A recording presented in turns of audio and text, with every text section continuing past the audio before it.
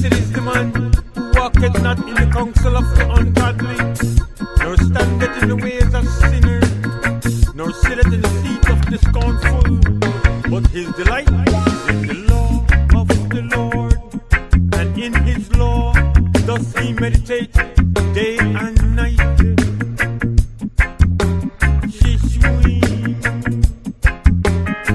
Glorify his name, me brethren. Glorify his name, me brethren. Let we come together and blow fire upon it.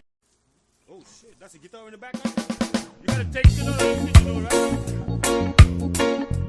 Take it up, right?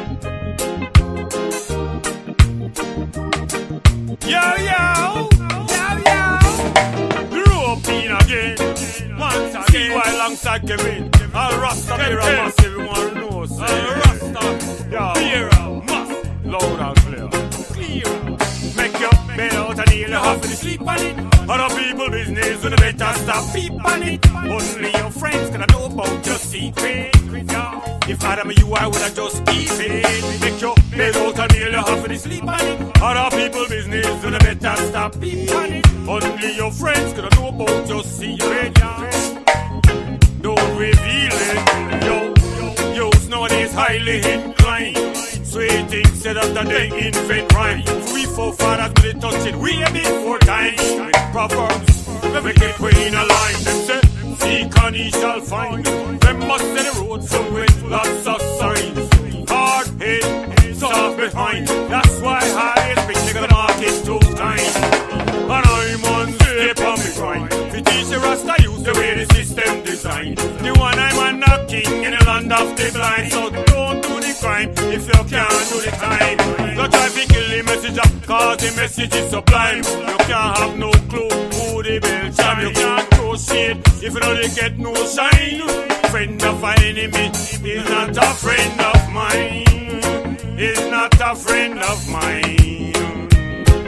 Make your bed out and kneel, you have to sleep on it. Other people will be there, you better stop peep on it. Only your friends could know about your secret. Now, don't reveal it. Make your bed out and kneel, you have to sleep on it. Other people business, you better stop it. Only your friends could know about your secret. If I am me, you I would have keep it. Try not to take it for joke. Time longer than rope and rope. Greedy puppy will eventually choke. Can't sing my story, make your boat float. You cannot feel if you never ever try. Spit in the sky, you won't fall back in your eye. Spill milk, you can't cry. Never miss your water till your well run dry. Make your bed out and kneel, you have to sleep on it. Other people business, you better stop it on it. Only your friends gonna know about your secret. Don't reveal it. Make your bed out and kneel, you have to sleep. Other people business, you better stop it. Good evening. Welcome once again to our weekly podcast. We do this every Thursday evening, 7 p.m. Belize time. As per normal, we bid you greetings in the name of all that is good. We have no scapegoats, no sacred cows, no fear, no favor, no agenda, be it political, religious, personal, or otherwise. We try to deal with the issues full frontal with honesty and non-bias approach. I'll be joined shortly by our co-hosts. We have, of course, the representative of the entire Caucasian nation, Mr. Jeremy Spooner, private citizen of Belize. We have out west, Mr. Gregory Morrison, chimes in every week, and our resident expert on political matters, the sage himself, Mr.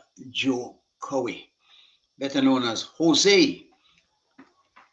We're here again to try to shed enlightenment on some of the issues that are trending out there.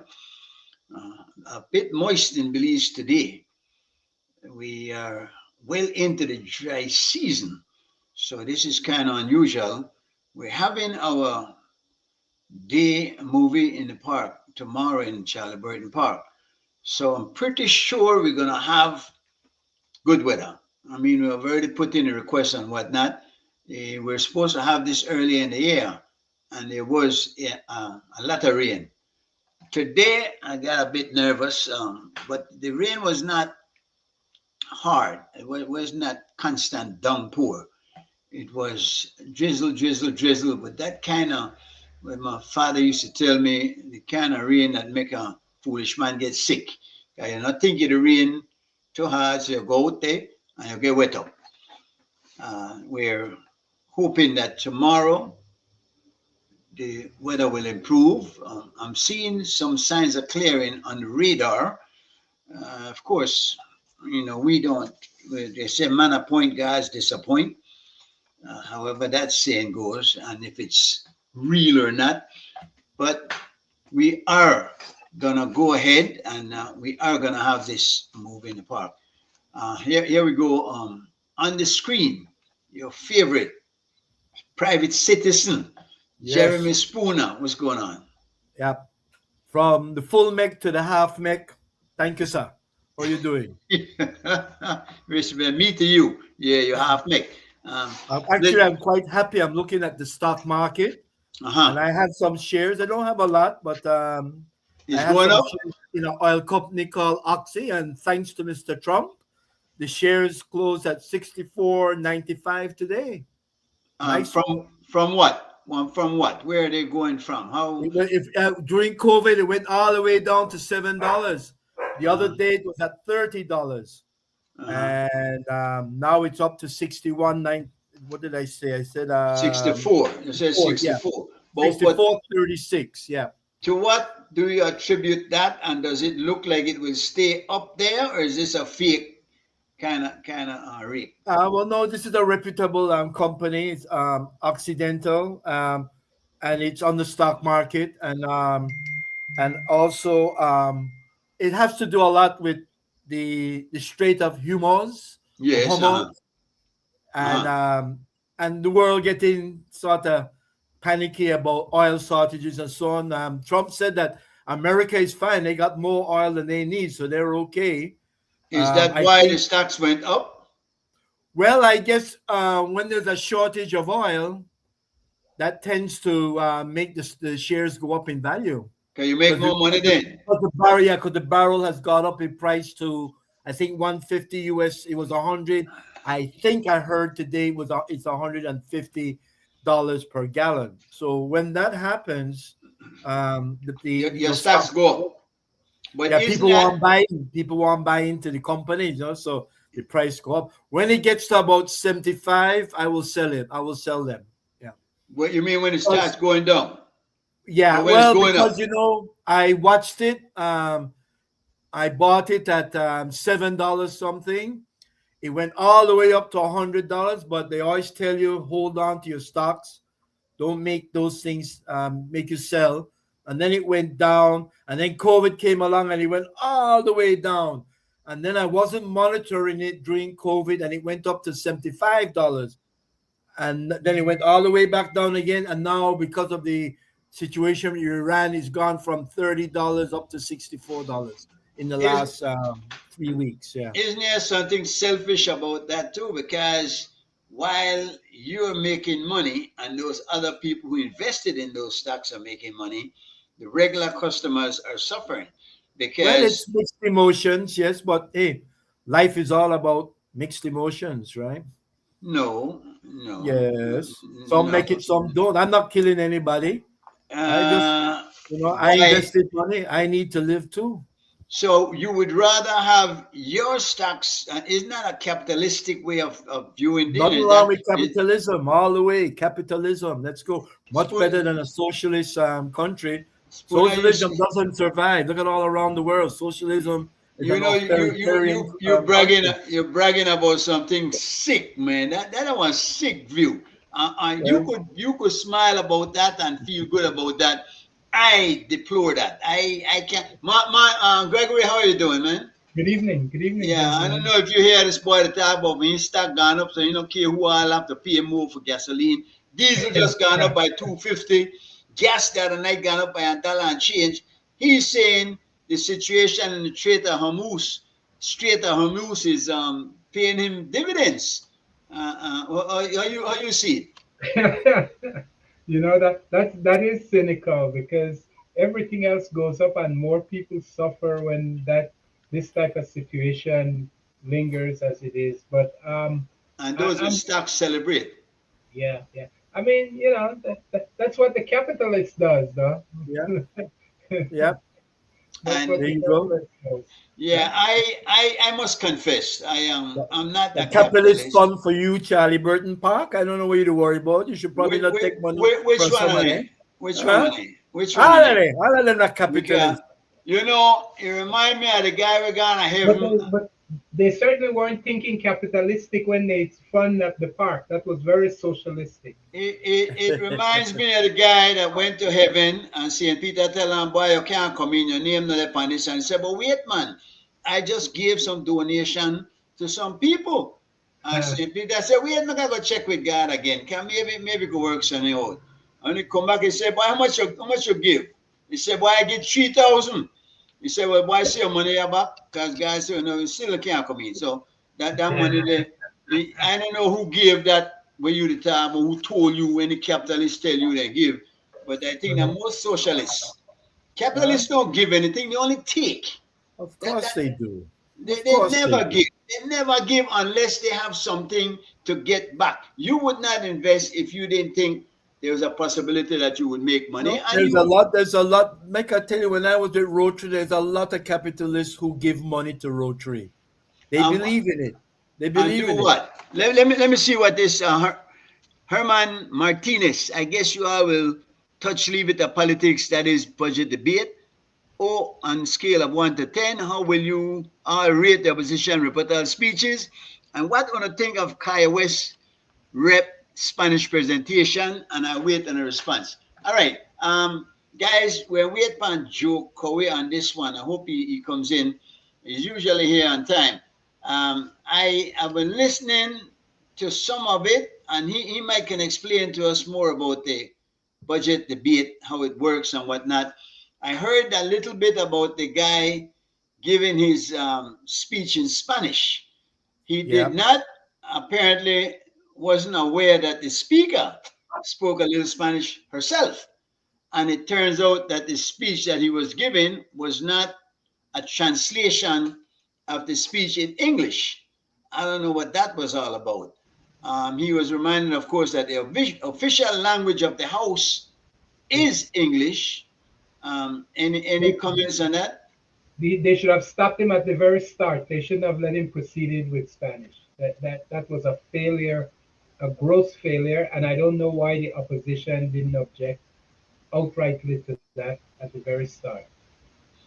And Um, even his member, even his colleagues should have put a foot down on that. But the prime minister went abroad at a conference of the I can't remember which conference it was, I think it but was it in was Guatemala somewhere. Yeah, I remember that yeah, and he presented himself in and Spanish. addressed the conference in Spanish, which was a total improper considering or official language is English. So Yeah, you know but Greg, if you want them to understand you, and the people who were there were primarily Spanish speaking, no, um, that's not how we do it. That's not how we do it. As a That one never country, bothered me too much, Gregory. And I know I well, remember when they saw it, I thought it was okay. This one here, no, it's and I not think okay. it's okay. This one It's in the here, not I House think of okay. it's Representatives might be, I could understand. Yeah, Yeah, going abroad and speaking to Spanish speakers, yeah. I think we should be, because I believe that most people, if not all people in Belize, should be bilingual. I wish I was. I really wish I I was. yeah, it's time. It's time we They're taking us teach. over, so probably we need to immerse ourselves in it. I know Um, I don't know if I would put it as taking us over, because Belize is still here. We do live in an area surrounded by Spanish speakers, however, yes, yes. and we do have a lot of immigrants that come in, and right now I think the Mhm. Hispanic is the majority in Belize. Yeah, yeah, they're So 50 something percent, 53 or 56%. So However, we should be proud that we have been able to hang on to our country and for the most part not give in as such. I mean, we don't see Spanish taking over as such. They're out there. They're a part of our society, and at the end of the day, You haven't looked at the House of Representative recently, then, huh? well, I see Colonel Hyde is the deputy prime minister. I see Yes, Julius Espat. He's not a Spanish. well, I mean, he's Radwell Palestinian. Ferguson is not Spanish. No, but I'm Should I I telling go think on? you, Mr. Spat is Spanish. He does speak Spanish. Yeah, Julius Espat. yeah, well, he yeah, lives in, he's Palestinian or something from yeah. So Well, Middle are you Eastern, gonna Middle say Eastern. that? Are you saying then that anybody's not black it has to be classified as Spanish? Because you talk about Musa, um, yeah, Kareem, Palestinian and then. Henry Usher. Well, he's mixed up.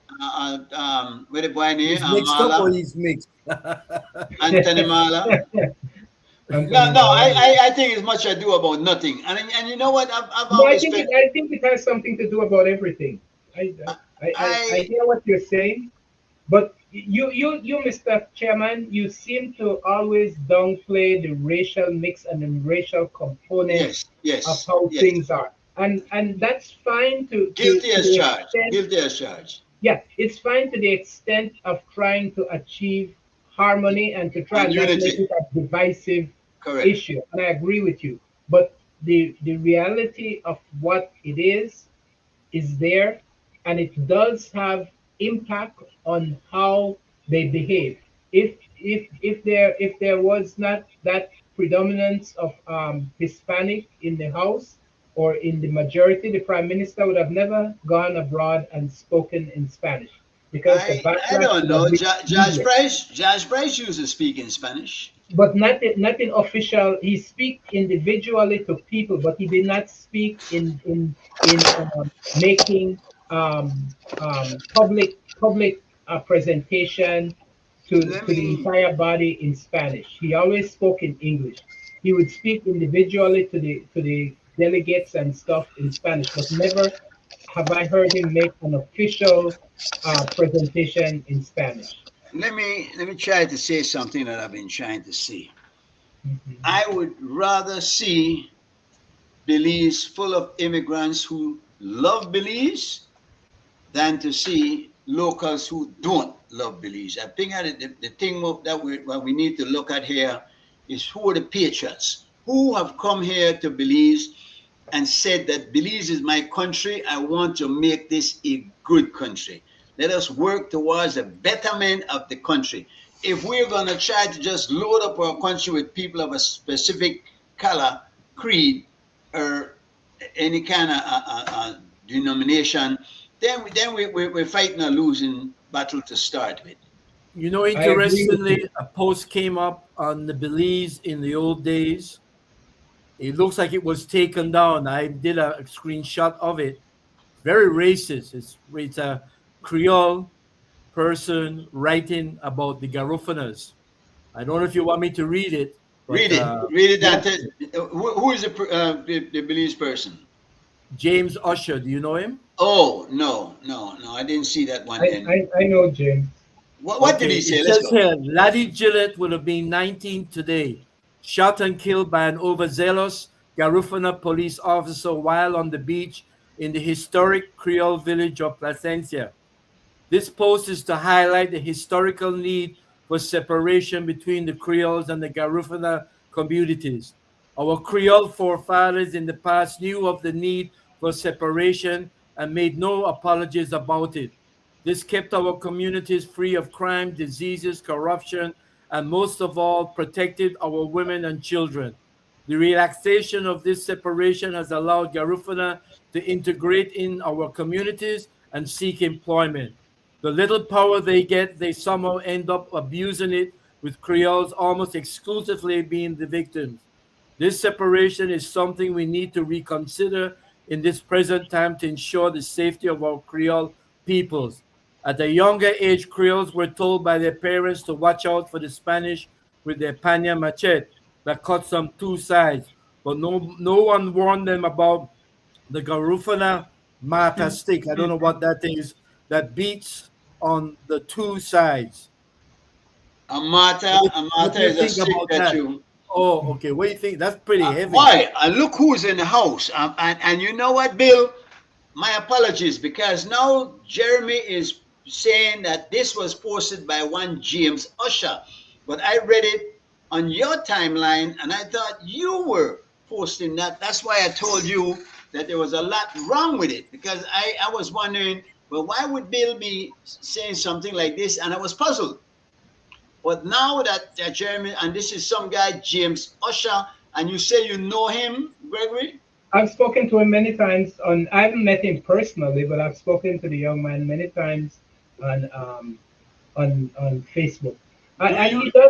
he does have some strong views on Creole. And I think he's expressing some frustration, but I think he's taking it out on the wrong group of people. Um, Um, Bill, good evening and welcome to the show. Can you hear Yes, us? good evening. Good evening. Good evening, Good, Good Bill. good evening, to sir. have you and timely intervention on your part because we need some perspective on this. Did you post that? Did you copy it from somebody else Yeah, and post it? I copied it, and I thought if you looked at it closely, the name of the author is there, or that might have came off. But this guy have posted incendiary stuff before. Yeah, It looks yeah. like he's got an issue with Garifuna. He might have been hurt by a girlfriend or girl. Yeah, but I do know that whenever people denigrate people like this, it's because of their lack of self esteem. Good point. He don't think much of himself, so Right. he figure if I put somebody else down, It'll pick then him up. that would make me better. Correct. Good point. Good You know. observation. Yeah. So minds like that, I don't care what they're told, it's not going to change because he's got his mind made up. Mhm. And he's not the only one with that mentality. There's also a guy named Glenn Fuller who does the same thing. Yeah. I've seen that. Yeah, I've seen him, and we have not. He we I blocked him a while ago, and obviously it was mutual how we felt. I am not. I do not promote that kind of this divisive stuff. I Yeah, believe but that. these people are insignificant, and Good and point. sadly, they can't be corrected or educated. And it reminds me of something my grandfather used to tell me that you can't put water in a straw basket. Hmm. They dig in. They dig in usually when you challenge them, and Yeah, so and so I wouldn't even try because I know the debate wouldn't be academical. well, See, well, well, because it wouldn't serve any purpose. But on the other side, um, Garifuna like me, I have a full sense of who I am, maybe because of um of the knowledge of my history and my people and everything about us. Our uniqueness, and not just our language and our food and our spirituality. We are also unique because of how the X and Y chromosomes are distributed among Garifuna. explain that to me. And the I'm way not. that I'm is not. so. Okay, this is Uh, not. I'm not too scientifically inclined, but let me explain it to you best the way I can. uh, If you look at the X and Y chromosomes in a Garifuna, it clearly shows that there are more the Y. I guess the Y chromosomes from the female is much more present in a Garifuna than anybody else, you have which a lot. You have a which lot of gay people. Is that which it? no, which kind of supports our history because our history is um after the Arawak nation was conquered, the Uh-huh. men were killed and the women used as concubines. Uh-huh. For Wives were concubines. this are So for the Garinaga nation you're talking about. right, and this All right. becomes evident in our DNA. I Uh, mean, and it is so unique and evident that Ancestry.com have a special category for us. Does your DNA have more African DNA because you look more African than you do from the pictures I've seen of Garufa of Carib people, the Right. Caribbeans? Yeah. Well, You know, the strongest gene on the planet is the African gene. It's the most dominant. That's the word, most dominant gene. And if you want more clarification, you can read Frances Cress Welsing ISIS papers, which is a paper that Dr. Welsing wrote in the 1960s after her research. And she's a doctor and a psychiatrist, and she was also a professor at Georgetown University. And after the release of this document about the ISIS paper proving the dominance of the African gene, this black university fired her. Her name is Frances Cress Welsing. It's important to look up the ISIS papers, which explains the dominance of the African gene to any other gene on the planet. Now that tells you that if an African woman or man have a child with any other race, that child will be clearly African.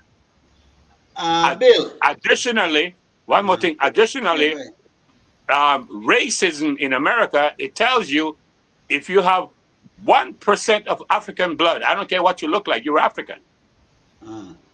But all that, how do you reconcile that with character? How do you reconcile that with a person, regardless of what the DNA is? What kind of Y and X and chromosome is involved there? You have either a good person or a bad person. Yeah, well, let me address character. There's a collective PTSD in Garinago because of our experience from exile and got to Honduras and got to Belize and the things that happened to us.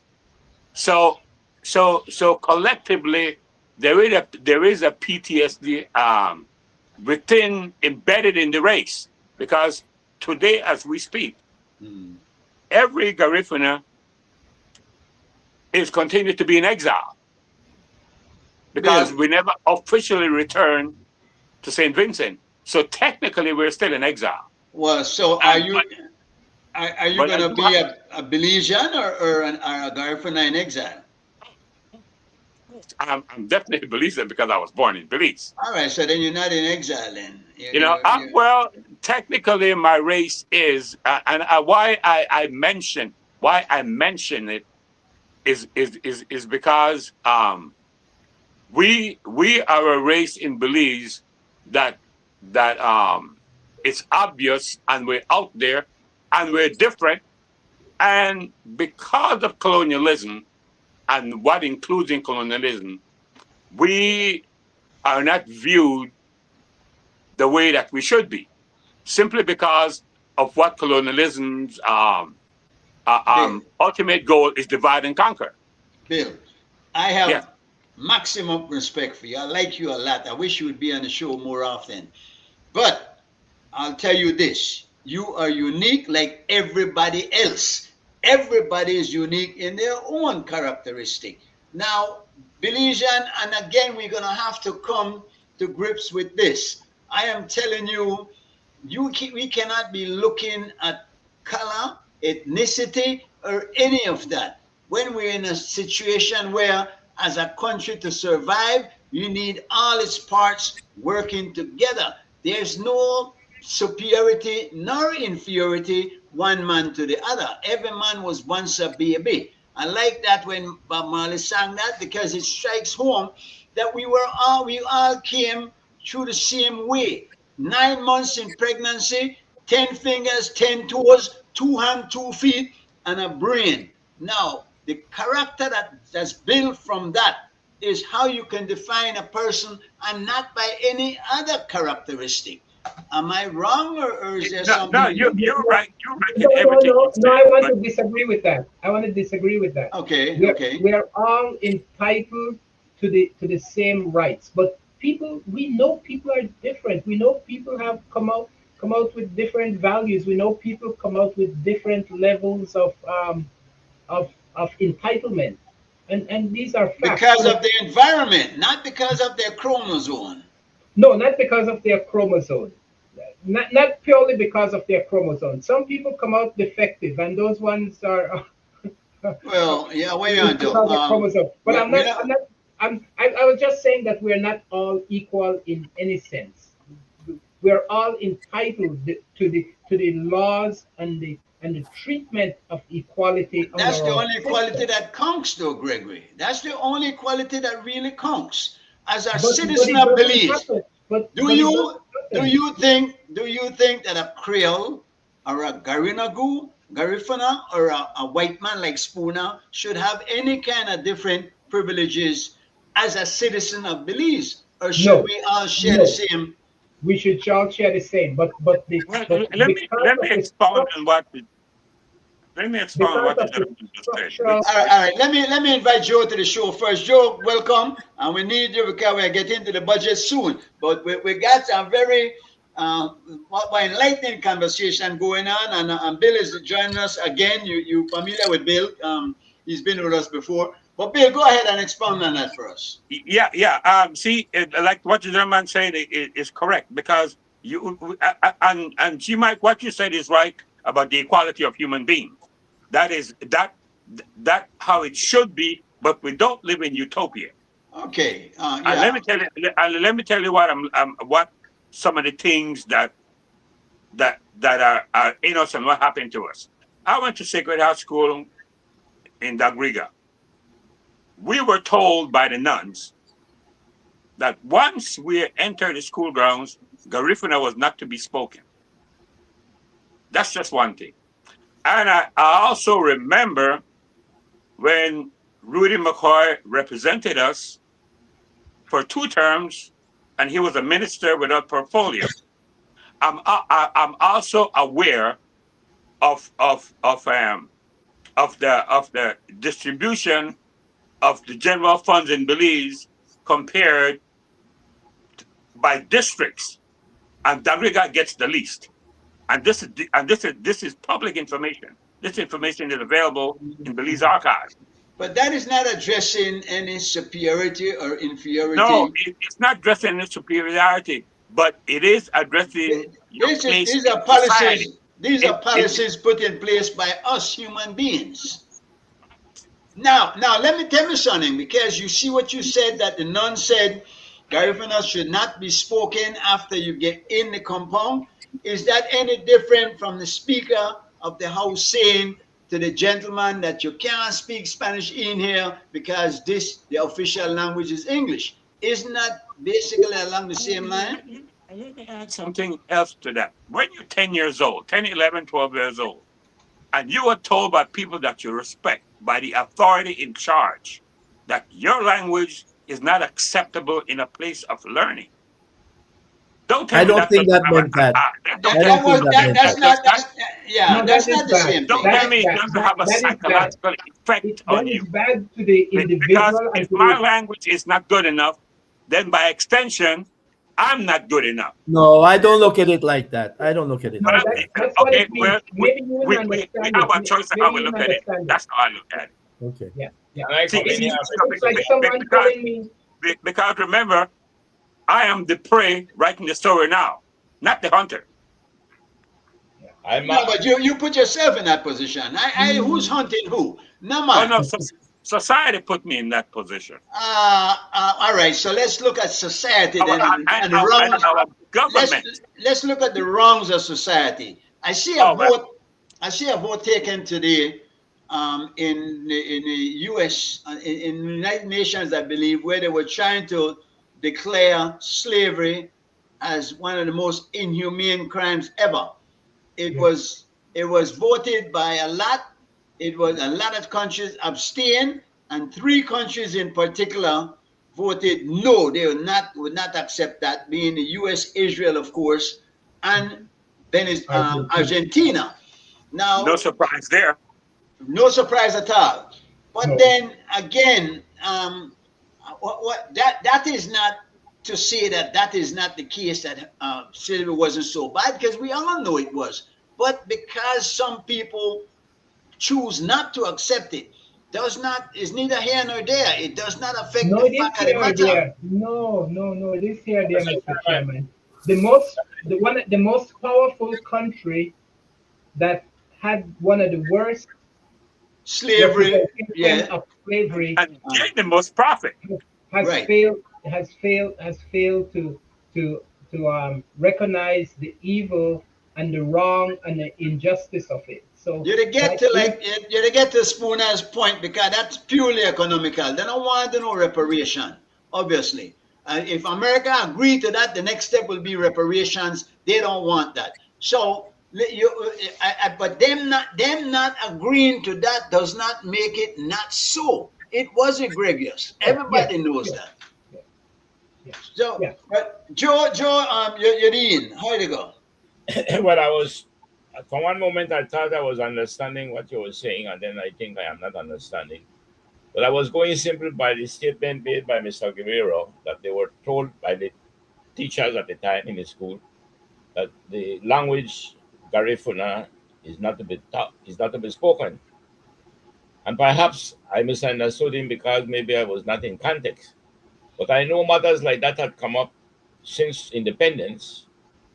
And if you go to the school and all your books, your arithmetic book, your maths book, your English, your literature, your science book, everything is in English.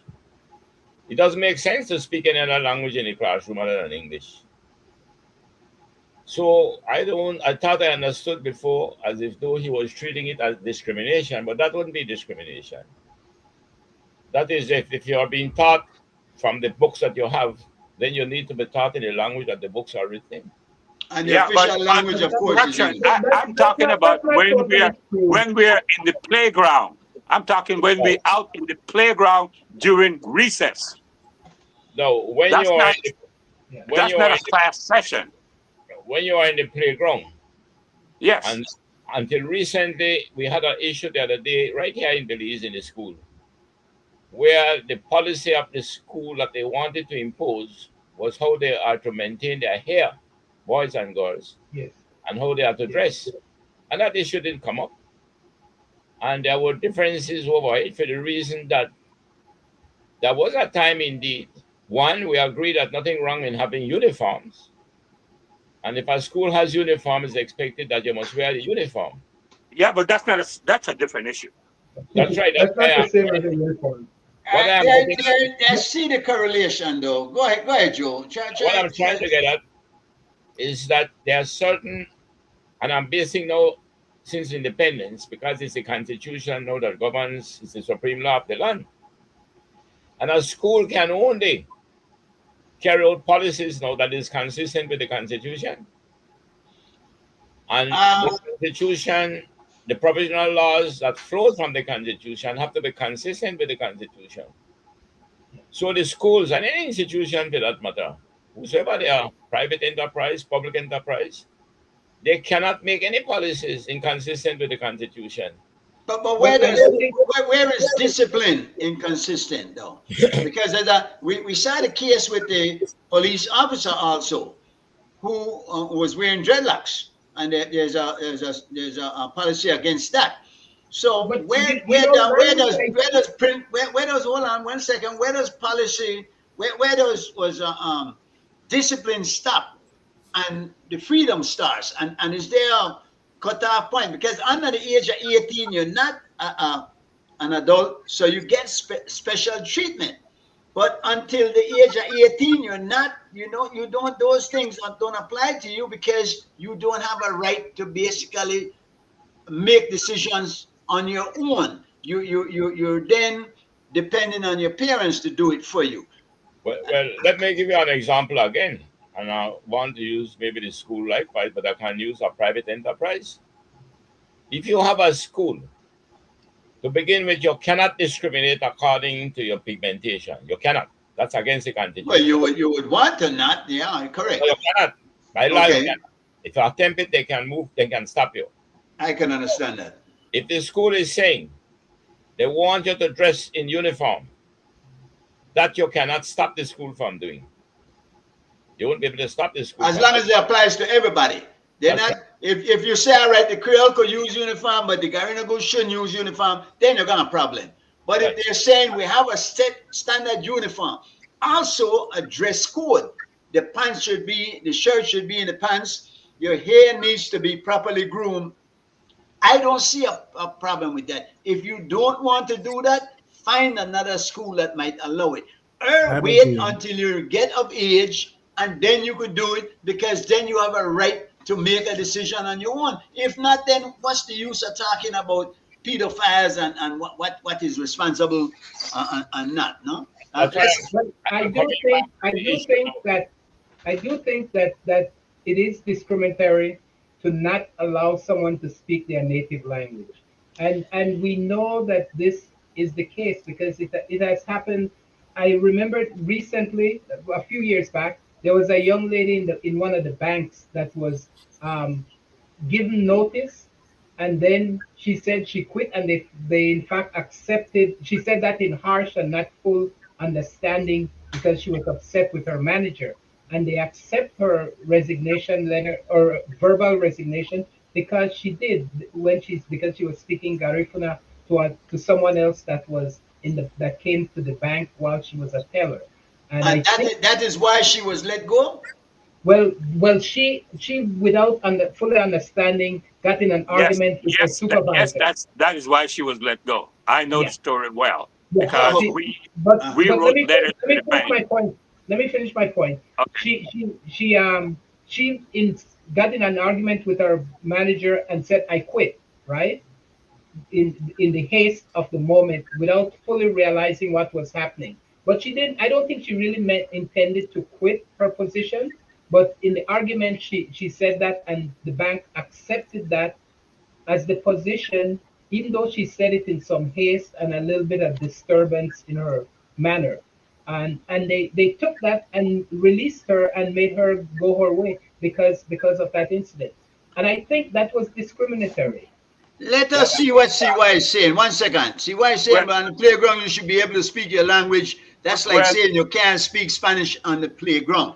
And yeah, but Bill, you have to clear this up. This was when you were going to let me school tell you what. many years ago. It Let, certainly let, is not the same here. let me tell you why the argument happened in the bank. Uh, A Garifuna gentleman went in the bank to transact business. The teller is Garifuna. He is Garifuna. So they were speaking in Garifuna. And that's what started the argument with the manager. But remember where this took place. This took place in the so-called culture capital of Belize, and that culture is Garifuna culture in Dangriga. in Dangriga. but So Mr. All right, sorry. yeah, yeah, I go on. My problem I am having, and I've been experiencing it sometimes right on the show. Over the last few days, when the budget was being debated in the House, I don't know. I would believe it's a small percentage of people listening to the budget debate. I was talking with one or two of those on the government side. Ministers are just era representatives. And I myself was surprised because I had to tell one of them, who's a good friend of mine, I think you have to understand that there is a constitution this country has now. And you cannot violate that constitution and expect to get away with it. The point I'm making, when you are on the school ground, the school cannot dictate to you what language you interchange with each other. That's against the constitution. Again, Joe, this happened. This happened when Bill was in school, Well, way back when. that's a, I do not see that happening well, that, nowadays. I agree with you. And the point I wanted to make, that's why I said that I thought that I was in context. The time that he is referring to, there's a fact in Belize. In Belize City, there was institutionalized racism. I don't think we had a constitution back then. This was before That's the independence. point I'm making. That's why, no, we had what you call letters patent. We were not governed by a constitution. We were governed by letters patent by the British. So the institutionalized racism that was prominent in the bank, they were prominent in those business places, Texaco, Shell, all of them. It was prominent in the Pickwick Club, in socializing, but you couldn't do anything about it because letters patent was not like the constitution of this country. So the period But he's referring to was a period but that the, was it and But get away with it. the incident in the bank was just a couple years ago. No, what I'm saying, but gentlemen, what I'm saying to you, No, I there was understand what you're saying, Mr. Coy. I there are so understand. many cases that we are not prepared to want to discuss in a very intelligent way.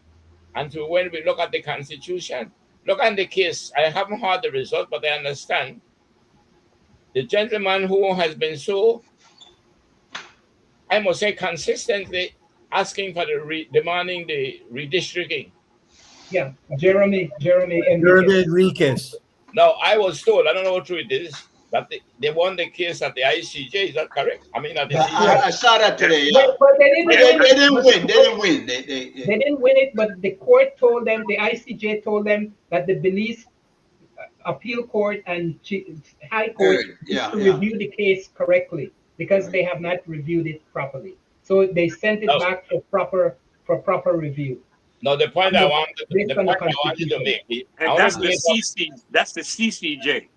yeah, but the point I want to make is that why I'm bringing it up. What that gentleman was demanding was in fact in accordance with the Constitution. Yes. It was. No.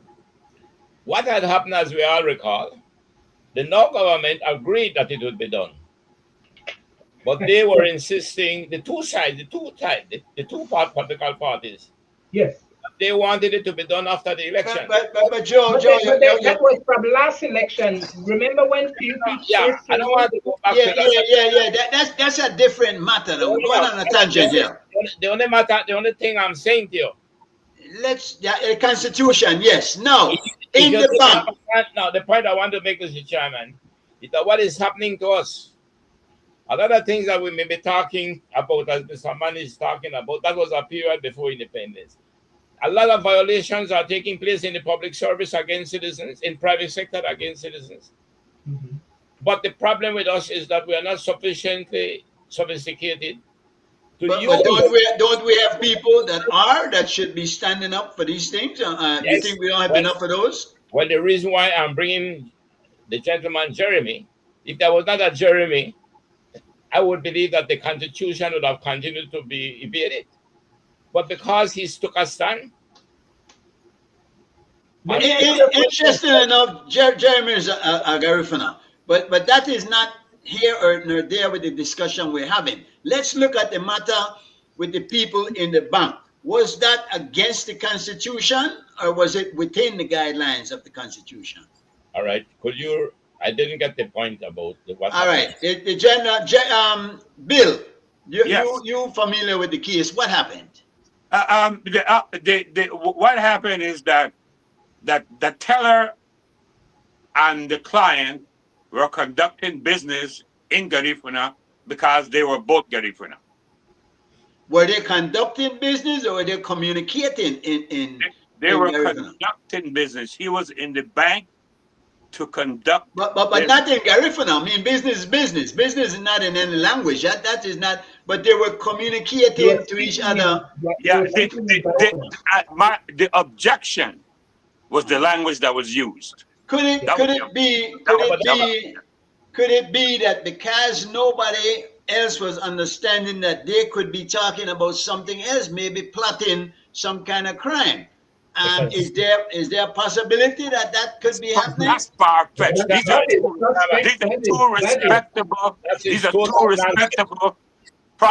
are two respectable, prominent citizens. Uh-huh. I am saying to you, Mr. Chairman, if the person who is the teller is a Garifuna and the customer is a Garifuna, they can speak in their language. They should be allowed to. No, they can't. If I am a teller at a bank, a Yes, person. guys, I'm agreeing with you, Mr. Finish, because I had to put a stop on one of them the other day. But I'll tell you how I did it. But I finish. A person comes to the bank. The person can't talk Creole. He can't talk English. He only talks Spanish. Yeah. So you want to tell me, if the teller can talk Spanish, he can't talk to the person in Spanish? Exactly. So therefore, I am saying to you that you can speak in the language that you can communicate with the customer. Most effectively, yes. Jeremy, what is AI saying? What is AI saying, Jeremy? Oh, I didn't check the E. No, I no, no, agree no. with everybody that I have no problem. It's an asset to the bank. If you have somebody who could say Garufanas could understand Multilingual, yeah. things better I, I, in their I own think the point language, is and discrimination. you have a teller in the bank that speaks Garufas, I see no problem.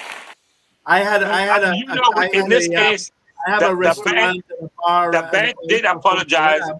and paid punitive damages. That's right. Yes, yes, they did, they Ron, did, can you hear they me? did, they did, They were they wrong did. for what they did because would have been violating the constitution of the country. Yeah. Yeah, that But one, there's but nothing wrong with the teller speaking to a customer in Garufuna. I look at it as an asset. Just You like if speak to I the had public. a lady who Yeah. worked in So my. the reason I brought it up was to Are you show all hearing that, me? Because I have people talking over me. yeah, I said the reason I brought it up was to show that the practice of discrimination against Garifuna still exists today, and it's not just something of the past. Yes, the bank did apologize and did pay the lady some sum of money, and that is correct. That is what should happen. But the history of discrimination against Garifuna, and then now to some degree Creole, is what's happening in the society as we are getting more Latin centric.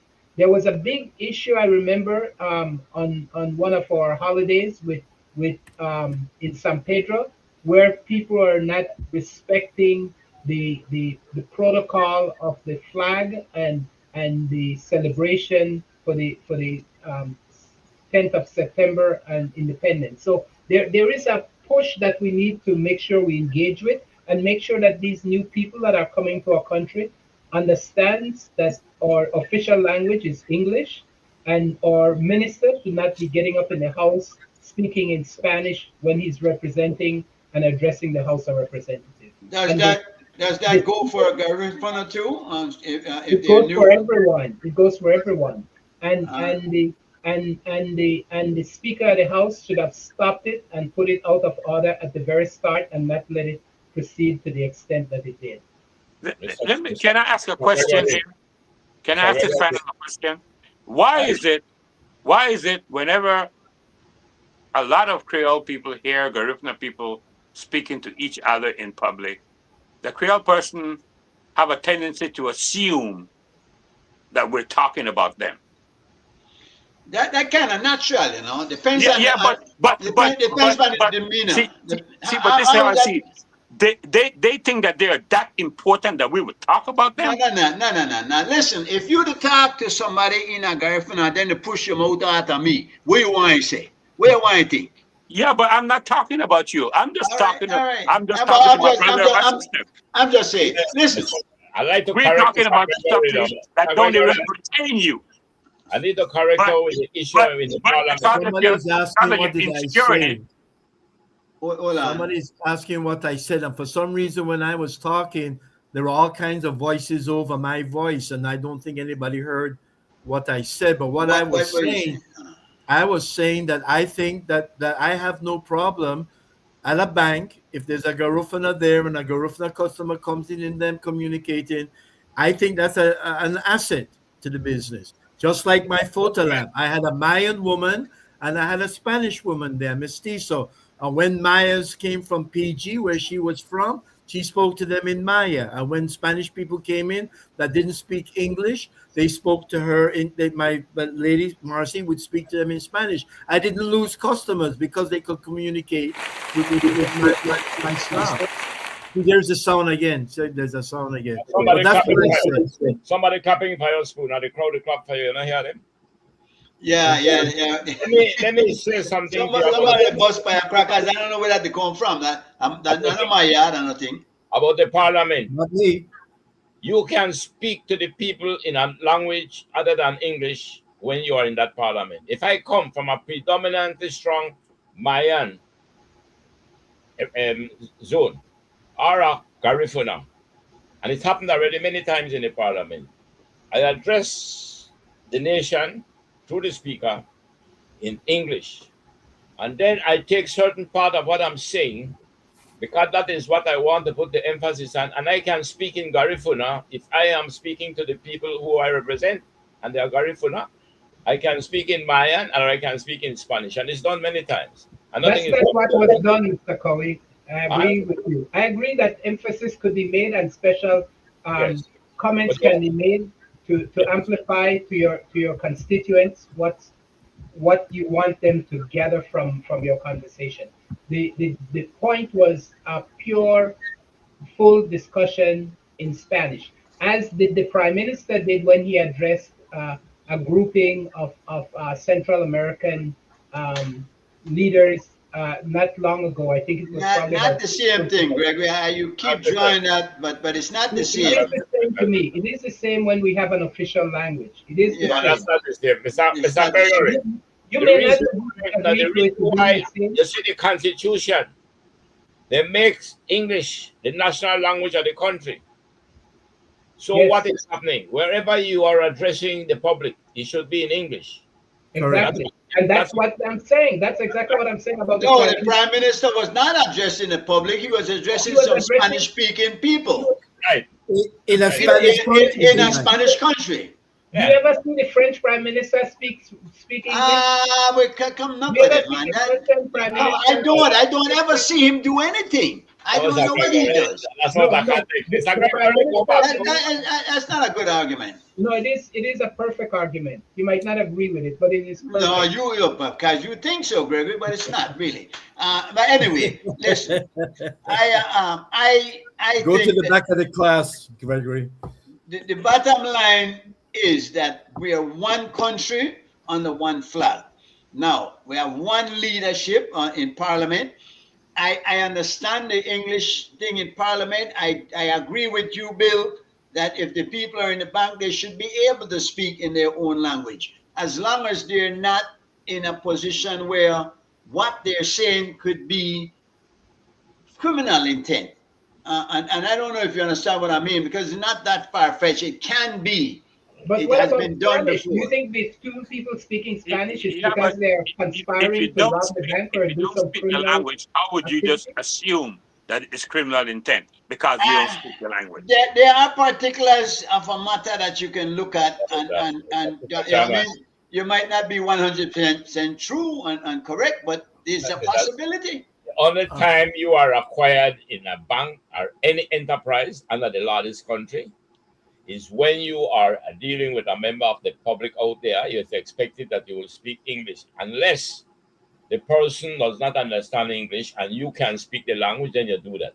But if I am in the bank and I am taking my break and we are by the fountain drinking water, But that's a different matter. But that's not what happened. the two, This is the teller. the two of us are Garifunas. No, I can speak to you in Garifuna. Nothing will be wrong with that. The two of us can speak then. Well, I don't know then why is it that anybody could have been. I hear Bill saying that there was punitive monies given to pay for that. But you know what? I don't know if I can really see that point, because if she's a teller in the bank, working in the bank, the language is, if that individual does not speak English, I could understand that. But if they both speak English, why would you not communicate in English? But you know, the young lady is there to conduct business, and she On behalf of the bank, not her own business. You we lose it. You lost your volume, Bill. Yeah. But yeah, if she's conducting the bank's business, if it's her own personal business, I can understand. Nobody can stop that. If they're by the water fountain, nobody can stop that. If you're conducting a bank's business, it is an English transaction, then, if you will. Do you know banks hire Yeah, but bilingual? she was making money for the bank in Garifuna. Mr. Chairman, I can't understand what it is. If I am at the bank and I am a Garifuna, and this person comes to the bank, and that person is a Garifuna, nothing is wrong for we to speak in Garifuna. Nothing is wrong with that. Joe, Joe, I don't Getting know. feedback. I don't know what they're going to do, but I don't know if they hear. But I again, I could hear too. See why? Sonny wrong, yeah? Hold on. They're getting feedback for some way. Yeah, I'm There's a getting an feedback. Some There's an voices. echo. echo. Yeah. somebody have two devices Well, it's open. gone. It's gone now. Okay. All right. Oh, No. you know, coming back to the there's the echo right there again. Yeah, Yeah. it's there. It's there. You unless you're saying it twice, you're not trying to mess with your head, No, right? no, no. And let If me you're not try speaking, turn your messing mic up. off. It If you're not gone. It speaking, gone. turn There's your mic somebody off. there's something Billy to do. You know that corner there because yeah, it gone now. It But you gone. know, the thing in the playground, I don't see anything wrong if you're within that environment of a private school or a school, and you want to encourage one language because that is the official language. You want to encourage people to speak English in there, so you would prohibit them from speaking other language. And I got no problem with that.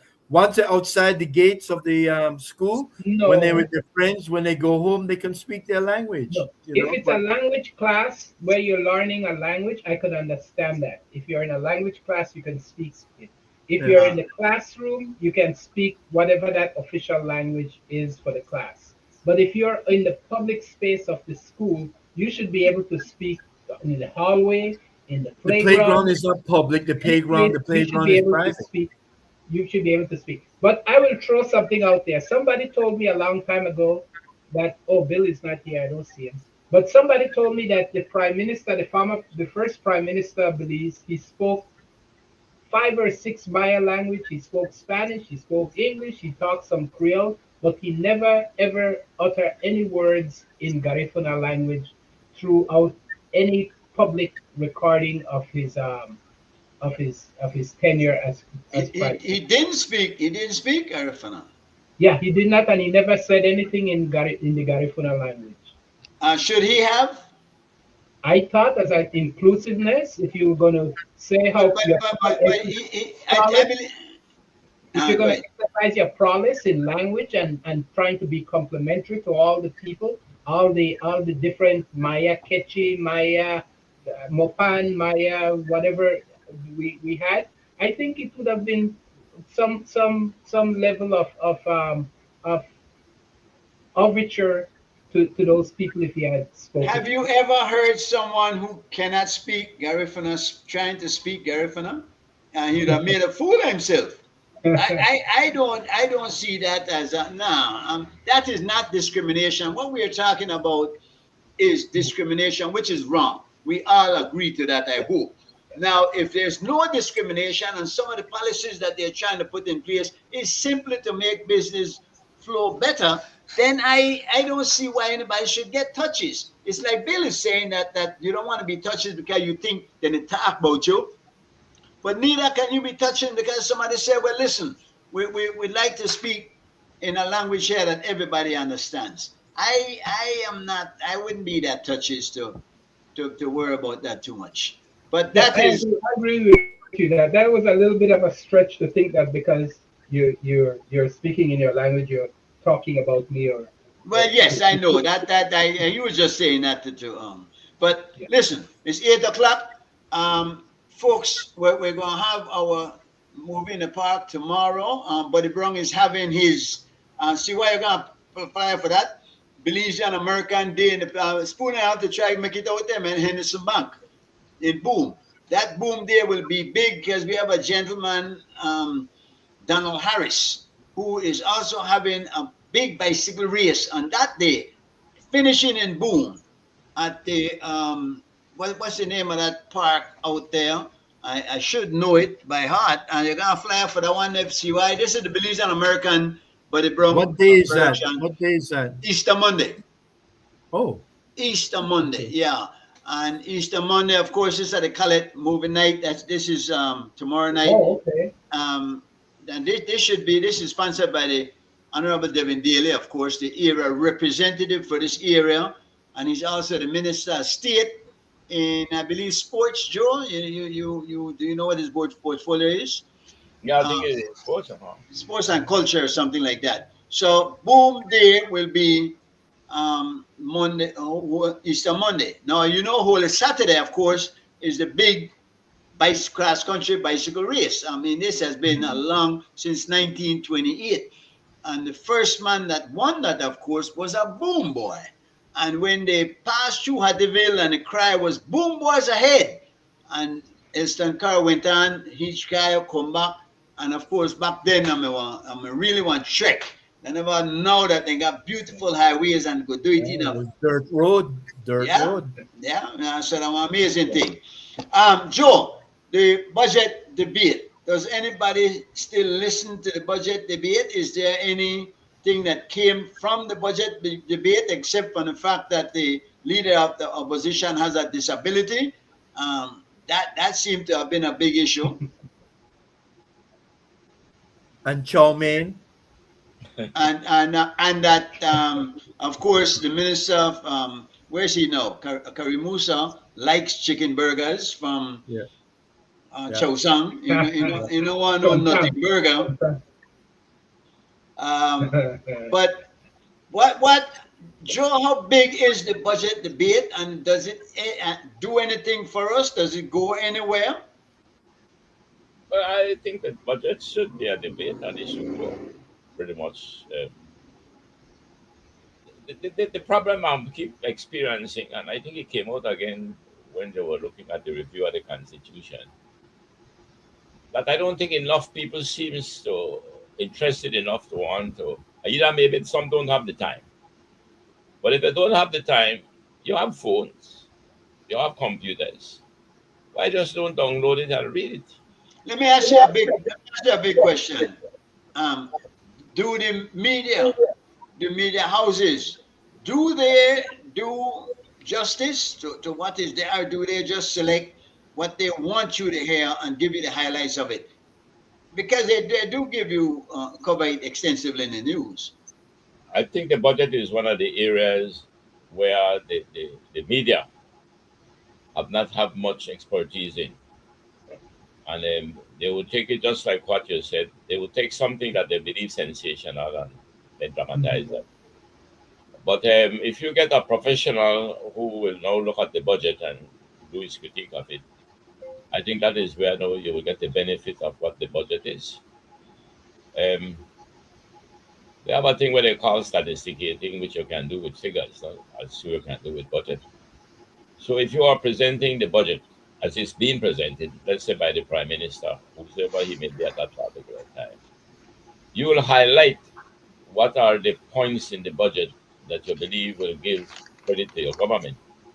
And they will tend always to talk about the growth of the GDP.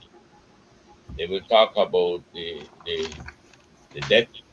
They will talk about the primary surplus, where they may be. They will talk about if the unemployment rate is low, they will cite those things. And then evidently they will speak on the increase in the amount which every year it will increase, and is contributed to education, health, security. And the truth about it is that what they are saying is factual. But what I would say then, when you look at the budget from a more professional standpoint, the budget is not just to be an input-output budget. Meaning when you're evaluating it, it's not just the money that goes in, and then you talk about it when it comes out, which you could say, well, we spend so many millions on education, we spend so many millions on healthcare. What you need to begin to look at is that what is the results, not just the output, but the results of the output. Fact checks. Well, if you are doing performance evaluation, which we ought to be doing, it's not checking the facts because the facts are there. You cannot dispute the facts.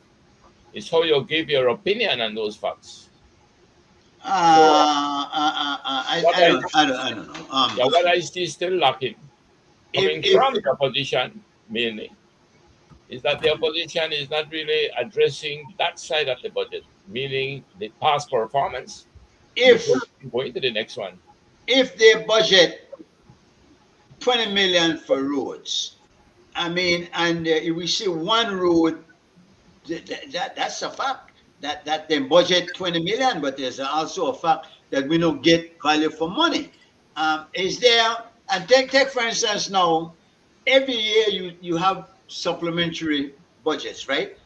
Some within the next month you might hear they got when they went back to the house, got to need another $200 million. How many times did they go back this year, and how much over budget they gone? But again, it's not how many times you go back, it's what you go back for and what the results of what you do with it. This idea of, all right, we tend to benchmark the debt to the GDP, which I agree makes some sense. So we say, by, with debt is some 1% of the GDP. And as you lower that, you say you're doing good. And I agree, because it's the question of the capacity to be able to pay the debt. But that is not enough, because it's not the borrowing and maybe the high percentage of the GDP, it's the return you get from it. And that's the point that I'm making. We are not putting enough into looking at the results of the budget to see, for example, let's take education. You put all this money into education. Now, are the educational institutions preparing our students to serve what is the future of this country? That is not being looked at. Yeah. But what we do, we say, we carry up the budget for education by 10%. And you figure that's a credit deal. But we are not looking at the results. No, take a private sector, and I compare quickly with the private sector, although they have two different purposes. But what the private sector want to know in a business, why did I get a better return on my investment? That's what they want to know. No, you can measure that return on the investment under international standards. And now you can measure returns from government investment through a welfare state, what they call the principle of solidarity, where you can walk the street without paying a dollar. You can use the park without paying for it. Whereas in the private sector, you have to pay for what you get. We are not giving enough attention. And I think that is where the opposition could have made some impact. If they were beginning to look at the results from the last budget to see how the country benefited. I want to say that. Go ahead, Greg. The budget truly represents a country and a political party's priority in how they want to govern the country. And I didn't have too. I listened to the budget speech completely, and I didn't have too much problem with it in terms of some of the issues where they were spending on healthcare and the Education. two parts, education and healthcare were the top. What I did have issues with was how low they were considering issues that are considered that were priorities, like the court system, the judiciary system. Their budget was raised to a very minimum. The omnibus man, the uh, I can't remember the other part. But Do we have an ombudsman? Did we appoint well, one? I don't know if we have an appointed yet. The Auditor General was another low budget that Right. shows that government to me did not have the priority of keeping up to date in terms of maintaining the statistics that was needed to hold them accountable and to keep the public informed about what they were doing in the governance of the country. That was where I had my issues with. I think they had allowed like $8 million for new housing projects and things like that. So it seems like there was some good efforts, and the budget did expand, did grow. It seems that the prime minister was very happy in presenting it, and he also had a presentation at UB where he started off kind of slow, but with the help of the students at UB, he got very active and he became very, very agile in terms of responding to their questions, and some very good input was furthered from the conversation and the understanding to me of what the budget was doing. So I think I give him credit for that, for having that conference with the student at UB, and I think that was a couple days ago or last week sometime. So I give him credit for entertaining that. and it was made much better by the intelligent questions and talented questions that was asked by the student at UB. Joe, did the opposition do their job? Because of course they're the ones that's supposed to be holding their feet to the fire and bringing to the public the shortcomings, if you will, and what areas they're lacking in. Did we hear anything substantial from the opposition? And I know Tracy made a lot of hoorah about her condition. I had to sit and all of that, but up here, I might have to agree with Karim Musa. The burger did not have much meat. Where's the beef? I listened to the budget, to Trace's response a bit. I think it was more reflective on, she did, I don't know if she had the budget that the Prime Minister presented ahead of schedule. She But has then to have it. She has to. no, ahead to make her report. Oh create her yeah, report. she has to have it, man. She has to have that. They Okay. I don't can't know. go there without. Yeah. Well, I don't know, because she didn't. The reason I say that is that she did not reflect so much on the current budget and was talking more about grievances. She had it about 3 weeks before. Okay. Yeah, they had Okay. enough time to look at it. 3 Okay. weeks. Then she was talking more about grievances to me of the past than reflective of what the budget itself was saying for the most part of her conversation. Speaking loud and saying nothing. Well, I didn't say that. I said she was more concerned about. I saw your lips. I saw your lips moving. I thought that's what you were saying. I'm sorry. Bill, you're back. I don't know where I'm. Bill, you had feedback there somewhere, but there's something. Yeah, I don't know about what went on. I guess the call came in and it kicked me off, and I guess It's not. then I started hearing echoes. Yeah, I think the ancestors weren't happy with what you were saying. That's what they're doing. He's got been- Well, you know, they have a way of reaching out. yeah. But the reason why I wanted to emphasize the issue of it is not just an output, it's about the results from that output.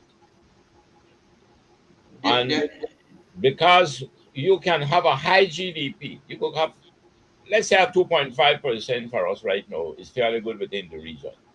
But let's say I got 5% GDP. GDP in itself is not development. Growth in itself is not development. Development can only come when the growth is fairly distributed for shared prosperity. So you can have high GDPs and you can have high poverty.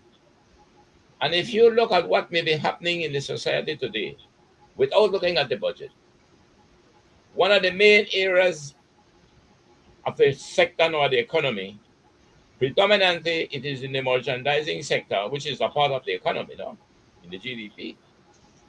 But I mentioned this before. Who controls the commanding heights of that area?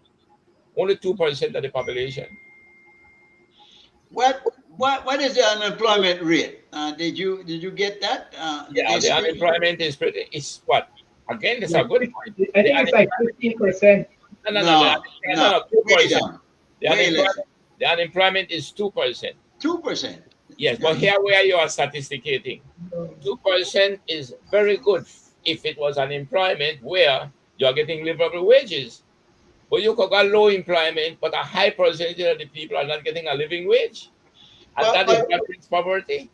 Though he's talking about raising the minimum wage again, this time to 6, which is very low still.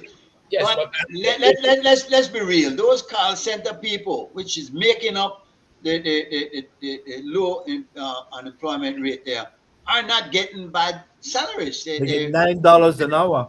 That's not bad at all. For yes, but what percentage of them, of the total amount of people employed in this country? How many are there? 15,000, they say. A lot. No, how many? Don't say a lot. How many? They said 15. I heard it was 15,000. 15 what? All right, 15,000 out of 180,000. How much is that? So you tell me the 10% where they get that amount. That is good for the rest So of what percentage of those are government workers then? Government workers, it's 16%, or 16,000 people are employed by the government. So we got 15% of government, 15%. Not 15%, 15,000, which are on the staff list. 15,000. You don't mean the total amount of people being paid from the public purse, because a lot is paid through transfers. But when he mentioned the 15,000 in the budget speech, he's talking about 15,000 public officers who are on a staff list. Well, one less tonight because somebody got in jail for weed. A public officer. So I am saying then that if you want to take a critical review of a budget, irrespective of whose budget it is, I can tell you, boy, I think the government did very well in this era. But I can say in this era, I think it didn't do so good.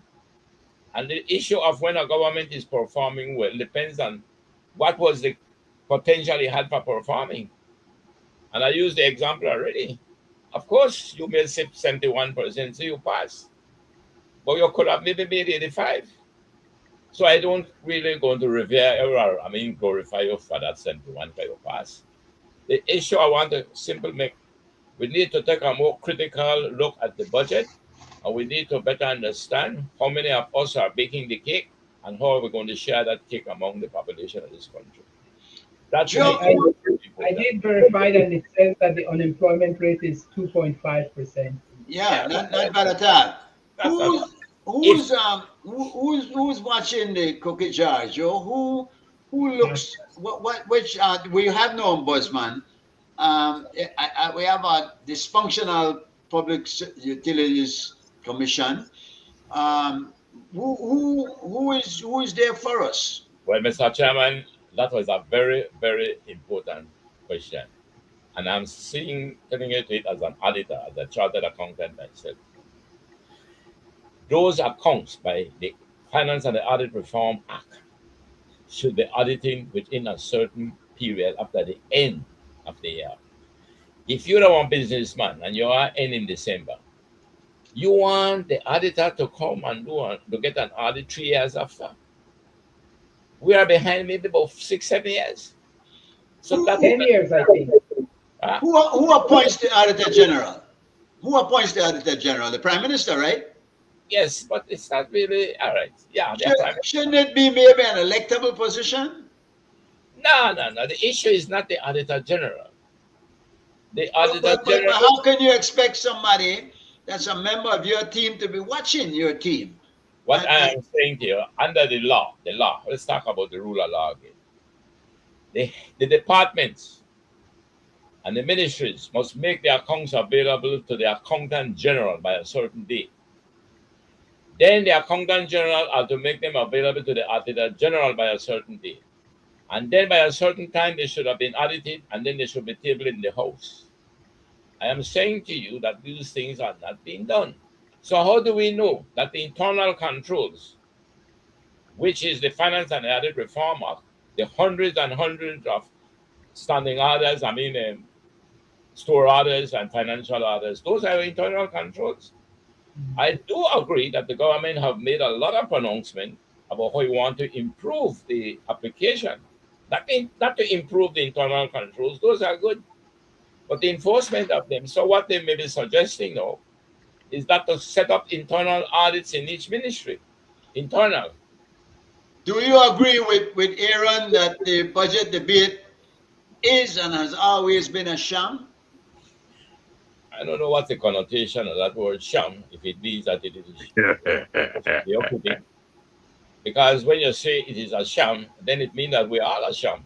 Because what are we doing about it? Why are we paying taxes for them to be treating it? But that would be fair, Joe, because listen. So I'm saying that if the budget debate was and always have been a sham, I'm asking Aaron, tell me what you mean by a sham.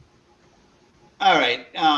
I can't speak for Aaron. I was going to say that you've made a good point, Mr. Chairman, talking about accountability for the Auditor General. In countries like Barbados, where they have a little bit more entrenched discipline than we do in Belize, the Auditor General is always the opposition party is responsible for that department. And would make sense. Yes. Therefore, you're ensured that you will always be getting that report and that information on the government behavior and action. And right, because it's in their interest to bring forth whatever weak points exist. Exactly. But if you are appointed by the Prime Minister, let's see what Aaron is saying. He might explain this still. Until we can have a Senate with a majority opposition in the House, the debate is not a debate, but a waste of time. It's a platform, majority and minority to puff up, but nothing of actual substance there. Now, you have to admit, he has a point. The Senate now, I think the Senate is a waste of time. I think they should abolish the Senate. That me not see what we're good then do, actually. But is the appointment of an inspector general a constitutional mandate? Auditor Yes. General, yes. Yes. That it should be. But they don't fund it. My point was that they don't fund the department Yeah, but sufficiently Mr. for it Gregory, to carry out its I think you're missing the responsibility. point. You're missing the point. It's not the Auditor General. The issue is not the Auditor General. No. It's not The it. issue is not the Auditor General. That is okay. There's nothing wrong with the Auditor General. The problem is, it is within the public service itself, the public officers who are not made to comply with the internal controls, the standing orders, the store orders, the finance and the other reform act. But They how have- does that happen, Joe? Is there nobody to push that? There's nobody That's the there to point. say, That's the role of the Auditor General. yeah. No, man. Whose role is it? Whose role is it? Hold on, man. There is a constitution and there are the laws. But wait, it's a simple question. Whose role is it to ensure that these people provide those figures so that the Auditor General can do her job? Whose role is it? The role comes from the CEOs in the ministries to ensure that the accounts go to the accountant general. Now, if the accountant general receives them, she has within a certain time, which is 3 months, to give it to the Auditor General, and the Auditor General has a certain time to have it being done and tabled in the House. Now, if in the beginning the accountant general is not getting the financial reports, the statements to be audited, then you can't audit. So you have to begin with where the accounts and But somebody has to marshal it, Mr. Somebody has to be responsible. That's why we're not getting anywhere. Who is responsible? Are you saying the CEOs then? No, Is it let's not the CEOs? Then who? Let's come down to who is responsible. Right. Now, who is the CEO of a business? That's the person responsible. Who is the CEO of the government in comparison? It's the cabinet. The cabinet is the executive arm of the government. The executive. We understand that, but who specifically could exercise influence so that the information is provided, so that it's not a matter of exercising influence. The law is saying. But they're not following the law. Let me finish. The Constitution is saying that a minister has responsibility over the subjects under his portfolio. So it's the minister for each ministry that is responsible. That is it. But when you come if nobody is pushing them, should somebody be there saying, Mr. Minister, we need this information? Nobody holds them to task. Nobody holds them to task. Yeah, but that's what you're saying. Did anyone of you ever tell the minister that he didn't? Why don't you enforce it? So now it's on us then, Joe? No, what I'm saying to you, the Constitution tell you exactly. But they're not following it. We know that. The Constitution.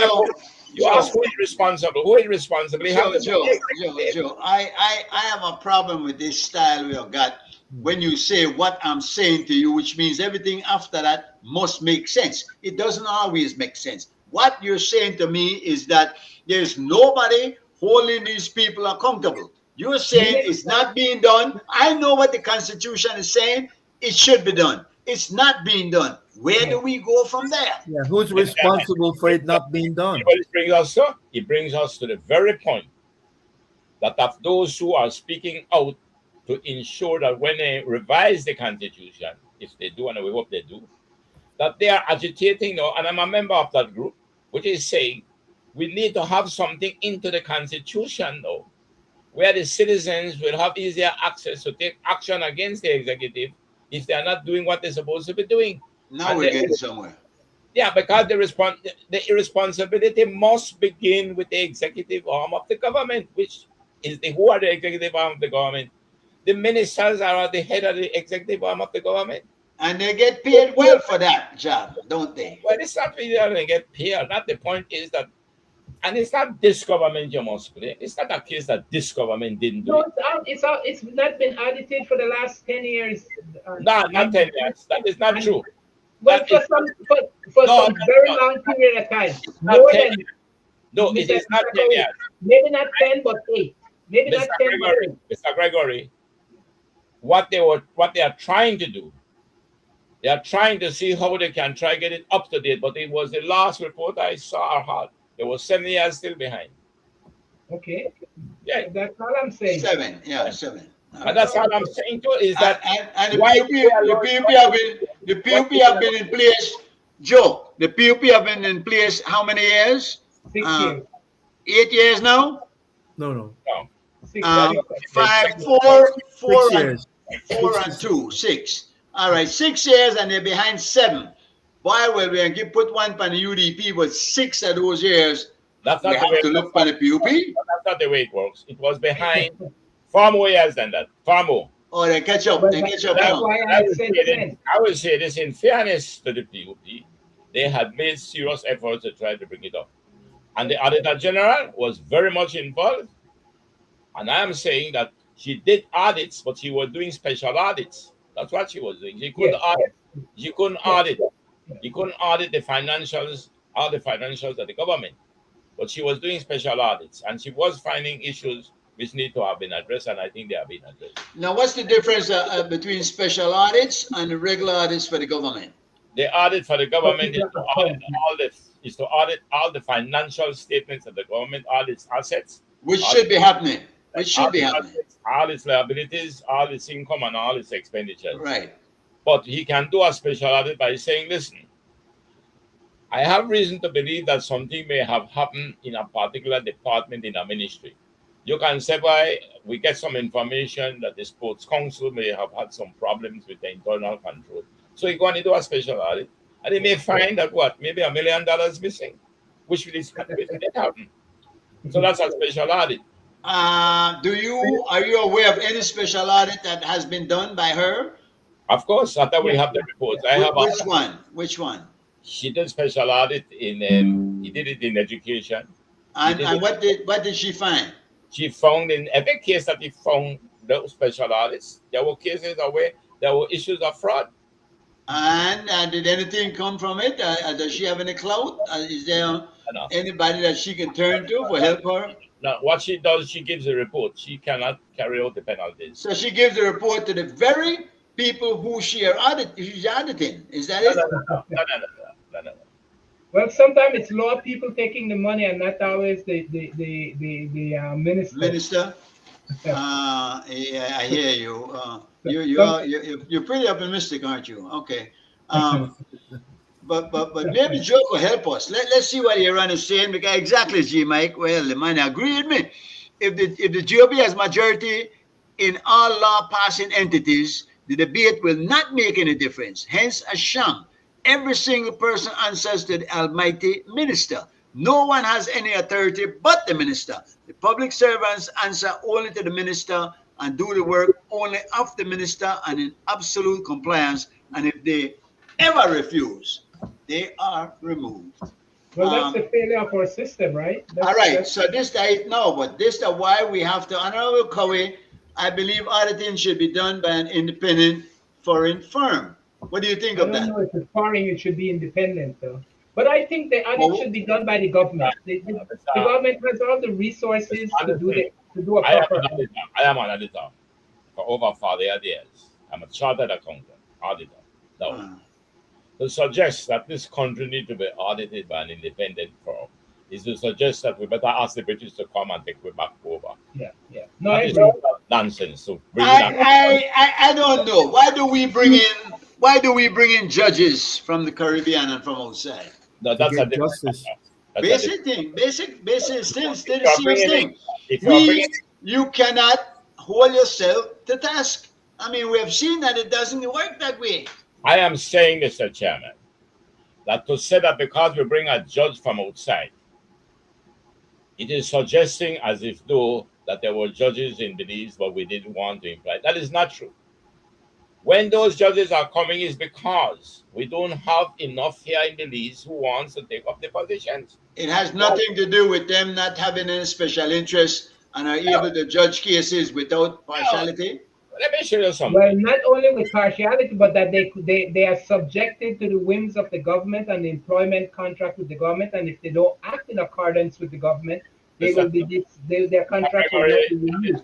That is true, and we know that to be a fact. Mr. Gregory, please, I want to bring you up to date. When you have what you have, there was a case, and I don't want to be saying which government. I'm gonna leave that alone. Where they were not giving them tenure of office, which is wrong. Yes. So when you do not give the tenure of office, you can then say, boy, the potential is there for them to be subservient to the politician. Because the politician can give them 1 year and then Extensions. Yeah. But when you're giving tenure of office, which is what again the Constitution calls for, and that is what is being enforced out, and that enforcement started under the new government. Give them the credit. When you have the tenure of office, you cannot remove them. So you give them indeed, you remove the threat from them.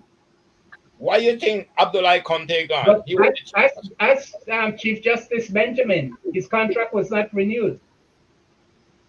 When your contract is not renewed, that doesn't mean you didn't have tenure of office. The No, tenure it doesn't. But it means that the government still have that whipping. Mr. Gregory, can I explain one more time to you? The Constitution requires the tenure of office. Define tenure of office, Joe. Tenure of office is that you have given the job and you will hold the job unless you have committed some wrong. Then you go. Let me take it another step. The same thing is, man. Mr. Gregory, the same thing is happening in the public sector today. We have subverted the merit system. We have subverted the employment system. So therefore, you said that Benjamin's contract was not renewed. So Yes. where is the tenure? because there was not tenure of office, that's the point I'm making. That but now it's different. So I can't do that. Let's leave it not only to judges. Let's talk about public officers as it was and used to be. You come into the public service. You get your 2 years of probation. You pass your exam. In fact, you enter the public service first that you have to have passed. That time it was Cambridge. No, we have to pass so many year levels and whatnot. No, you come in. You get 2 years probation. At the end of the 2 years, they make you permanent. You can remain there permanent until you're 55. They cannot remove you unless you've did something wrong. That is the public service I'm talking about. The same thing should apply with judges and all the other offices. Once they are giving their tenure, you cannot arbitrarily remove them because you do not like them. But if you give them these kind of contracts that they are doing now, they remove the permanent establishment and they set up now with patronage system where they give them contracts.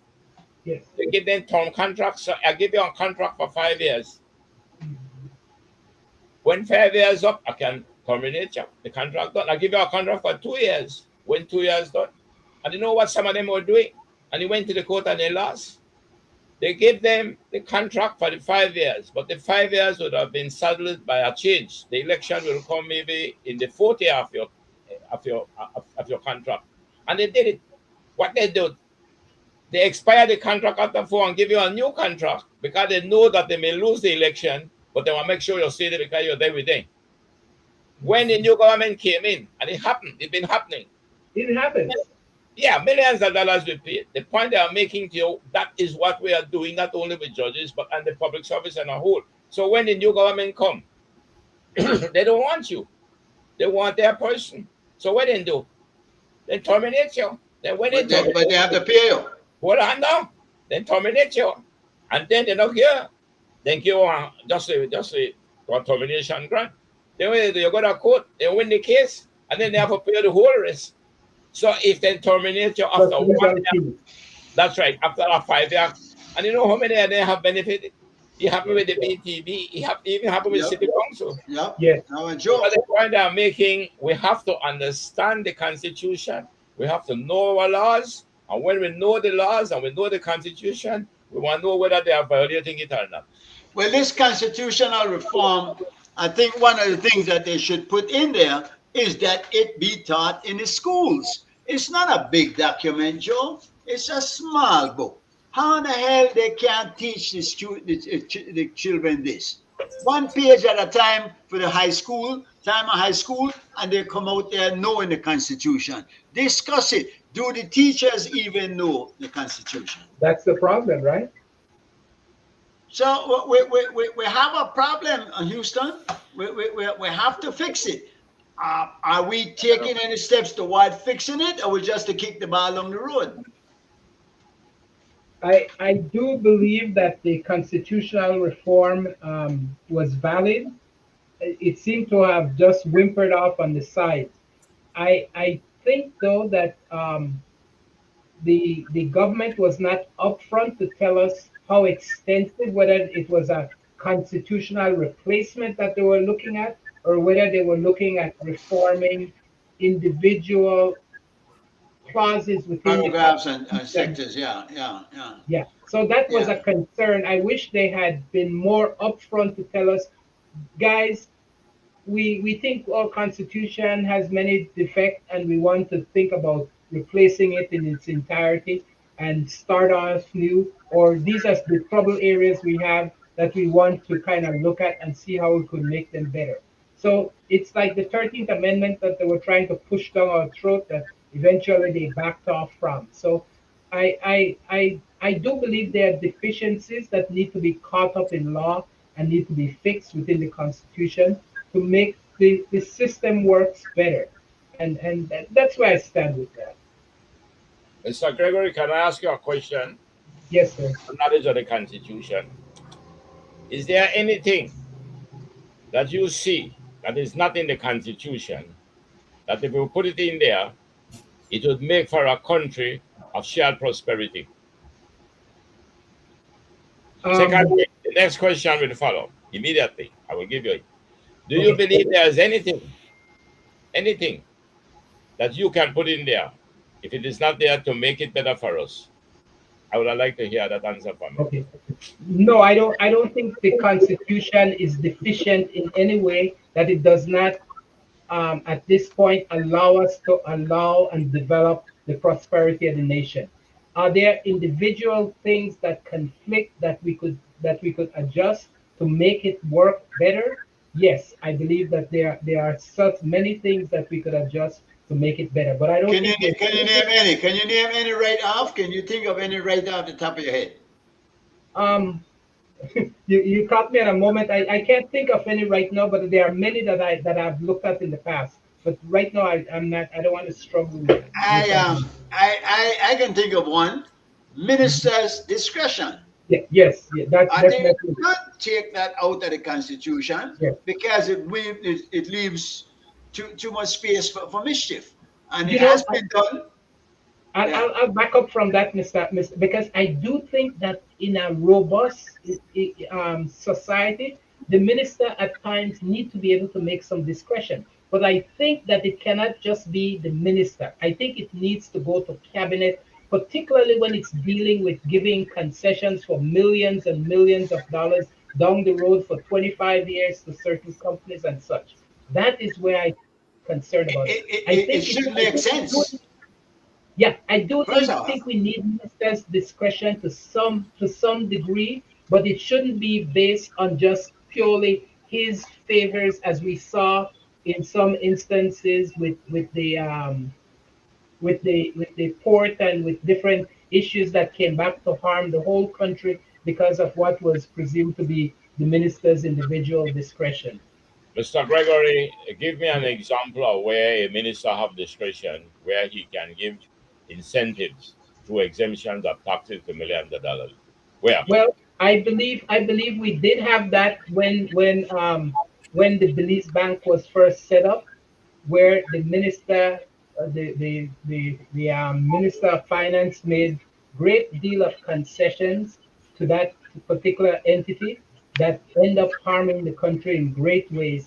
It caused the immediate cancellation of a grant of 12 million pounds that the British government was going to be giving to Belize. Which It one is caused that? Which one is that, Mr. Gregory? Which one did the minister give such exemptions for? With millions of dollars? Which one? the Belize Bank. The Belize Bank when Bank. they Belize Bank with No, that's not The true. Ashcroft company got No, millions of dollars. Of course, I'm not no, even going to argue it. no, They that's got not. millions. They got millions of dollars of tax holiday and and um No. and Mr. many. Gregory, I can guarantee you that is not true. What they did was this. I'm guaranteeing you, no. I'm guaranteeing Okay, you. tell me why the British government canceled No, the grant of Mr. 12 Gregory, million Mr. pounds. Gregory, what happened? What happened? There was a law passed that all the region, many countries have it. And the law has another part to it where they allow not just Belize Bank, anybody who had the interest to invest so much in the country that they would get these exemptions. That law had to go through the parliament and had to be approved. No minister could have done that. That's how Belize Bank gets its benefit. Because Ashcroft had the money to put up. So you're telling me there's a law on the books that gives. Yes, that law had to go to the parliament for it. They did benefit. Atlantic Bank benefit from it. Others benefit that had the capital to put up. And that's a I, law that went through the parliament. remember, The fiscal incentive, no minister can grant that. That has to go to the parliament.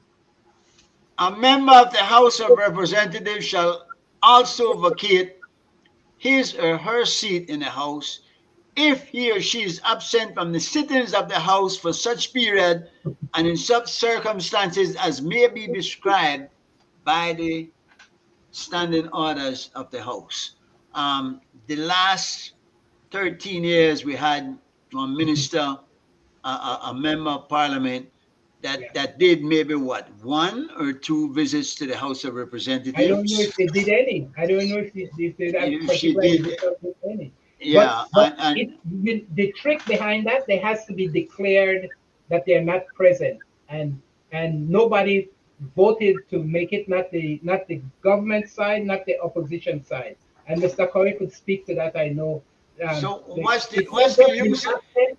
It's not just being absent, but they have to be declared they're absent and challenged to come to the house. Which is a big joke, isn't it? And you see Yes, why yes. Iran is saying it's a farce. But Parliament was not challenged. Why? Because no matter what in our system, the GOB has absolute majority.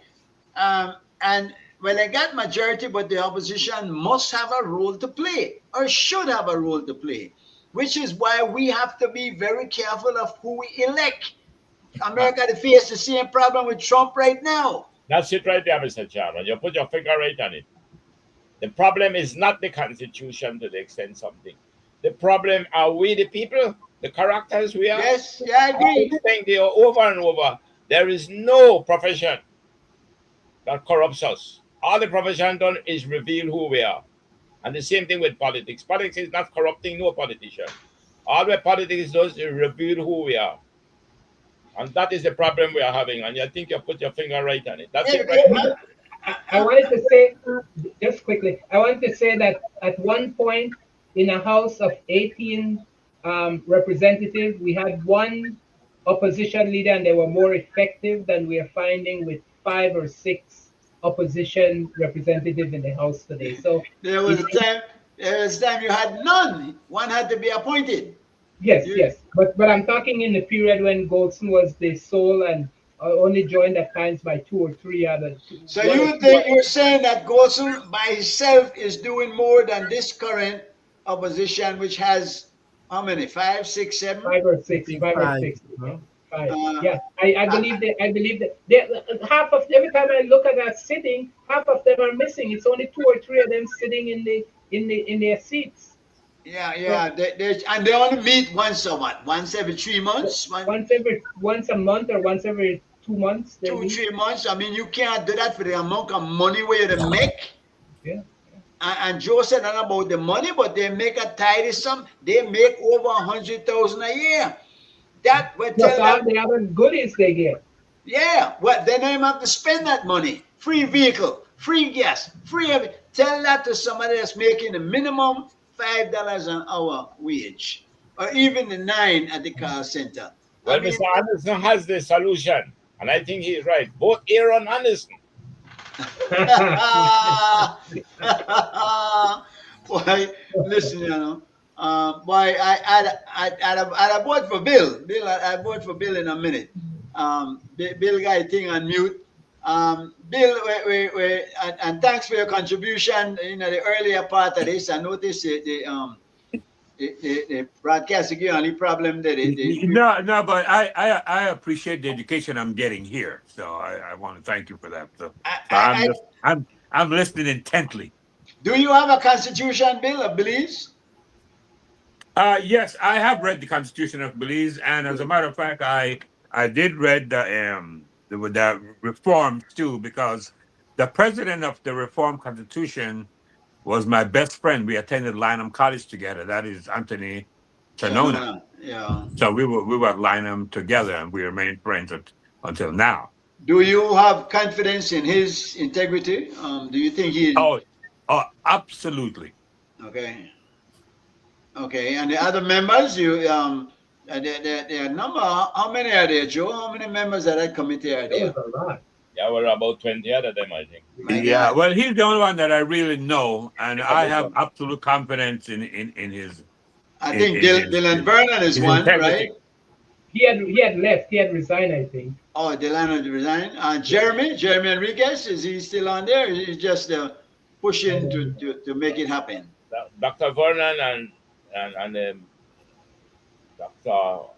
Young were not members. They were consultants by the commission. Mr. Bill probably gone Yeah. align with my padding. You remember Anderson, Henry Anderson? Is that Aaron? You remember the Anderson that went there? Anderson. Always in detention. He always made a talk and give teeth to teach up pencil and thing. But sorry, here I don't know. But no, really. But the Constitution. But there were a few guys from Belize City who were aligning with me. Yeah. And it's a shame that college Rabatu, Koi, who else? Rabatu, Koi, and which one of the Koi? Which one of the Koi is? Not Joe. Ripper. It's a shame that college was closed down because it represented our sovereignty for food and an opportunity to develop that. It was agricultural, right? Yeah, it was agriculture, and we were way ahead of our time. You know, Lynham, we did artificial insemination. Wow. I was 16, 17 years old, and I was doing artificial insemination in cows because we wanted to improve the breed of the cows that we had. And we actually rented a bull from Canada that they flew in, and we used to ejaculate this bull and introduce the sperm into the cow. Was it successful? I was 17 years old when I was doing this. Was there a school for bad boys? Oh, no, it never was. Yeah. It became that after the college closed down. Lynham Agricultural College was a highly academic and a highly scientific institution. Yeah. But I would have thought it would have been industrial, given the nature with farm. Because I remember... No, it was agricultural, and it was very, very highly academic and scientific. Was it started by the Jesuits? Was it? Yeah. Yeah, it was started by the Jesuits. Yes. I thought because they even tried. I think they had their eyes on that 4,000 acres of land it had. Yeah, and I do have to want to know, you guys know that it was an international school. We have students from the United States, from Guatemala, from Honduras, and Europe. We have students from all over the world. What happened to the land? Lynham was well noticed. It became a prison after the school closed down, and then it became something else. But my understanding now that they're working on bringing back the agricultural institution, which is needed. You were saying, Greg? No, I said it had over 4,000 acres of land, and I think that somebody had the eyes on it why they closed it down. The government said it was too expensive to fund at some point, but they could have done something else instead of. cutting it off and but did when what he did. you're looking at the things that Bill was suggesting they were doing back then, I mean, Yes, can you yes. imagine where would have been now if they had put some resources into it and some Well, attention?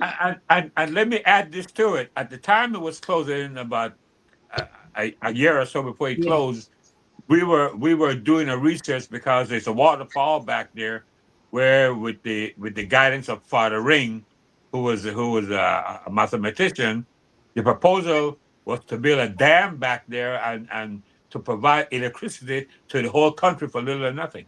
This was before What year did it Molohan close? and all those other ones, right? Yes, this Yeah. this was before the school closed. So Well, that's how advanced this institution was. What year did it close? You remember, Bill? Yeah, it closed at the year of my graduation, 1970.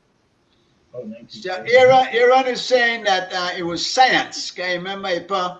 And he said Ipa got along with Melvin Hulse and somebody else Right, from right, we right, yeah, right, yeah. right, Melvin Ross, yes. So but again though, and looking at the situation in the world now, all that is happening, and we see the price of gas going sky high, and we see what's happening at the border with the cartel the other day. And anybody know what concessions were made while we were able to open up the border?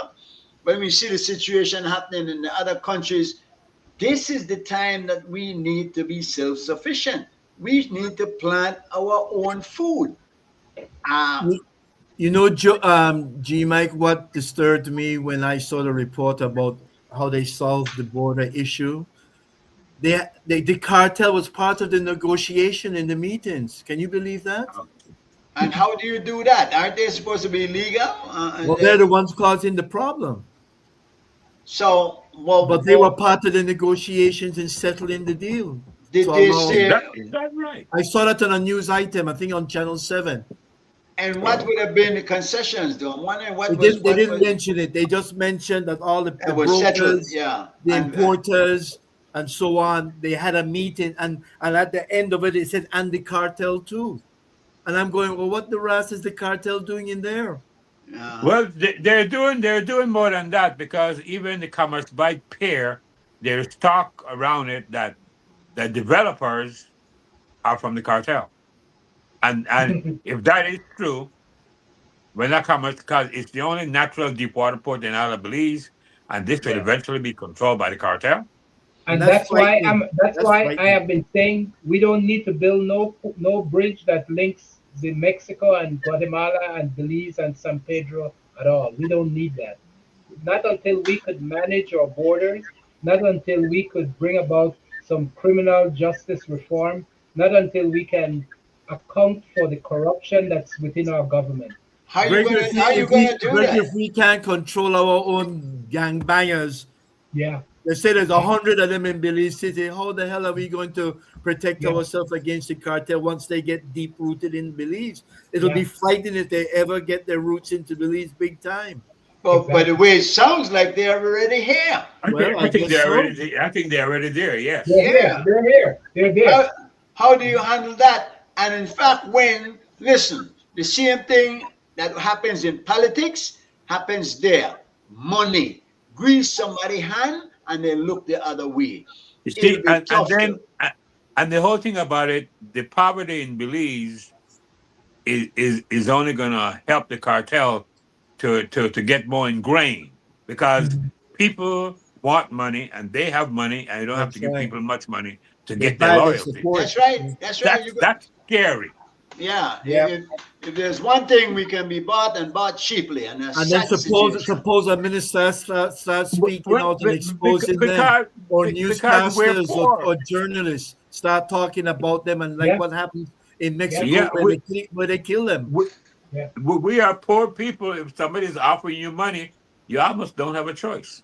Why you do, if you have integrity. Yes, yes, I that is really true. think that you do have a choice, and the only way you can fix this is to stand up to it. And somebody say, now I hear you, Jeremy, because Booyaka Booyaka and a boy fall down, no? They not play, they not hesitate No, I to frighten of remove them. They whatever. afraid me. So I mean, and we rely upon our police department and law enforcers who themselves are subject to the same type of bribery. Um, That's true. Aaron is saying you guys are hitting on some amazing topics. Belize needs more accountability from ministers, indeed. But let's not forget our voting populace also needs more accountability. I will say unapologetically, my beloved UDP is weak, and because of popularity rather than what may be prosperity, we are all feeling the reality of the broken system. Well, Aaron, your party was in power 13 years. That's a long enough time to have made a bigger difference than they did. Yeah, they were They, very disappointing. Yeah. they're weak now. Why? Because they got the same regurgitating the same bad blood. The same you're putting the same people up that you had there all the while that was so corrupt, and you expect people to say, "Well, all right, we forgive you, man. Come back in." Your people can change. G-Man, that's how they treat each other, how they disrespect each other, how they bring down each other. That's how they treat we. That's how they treat us, the But population. it should be worse than throw we down and stamp on we. I think I think though that and that is the point. The electorate has got to get more sophisticated, more educated, and more stern in their demand for good governance. Until we get to that point, we whistle past the graveyard, no? We're just the bark up trees that they're nothing up there.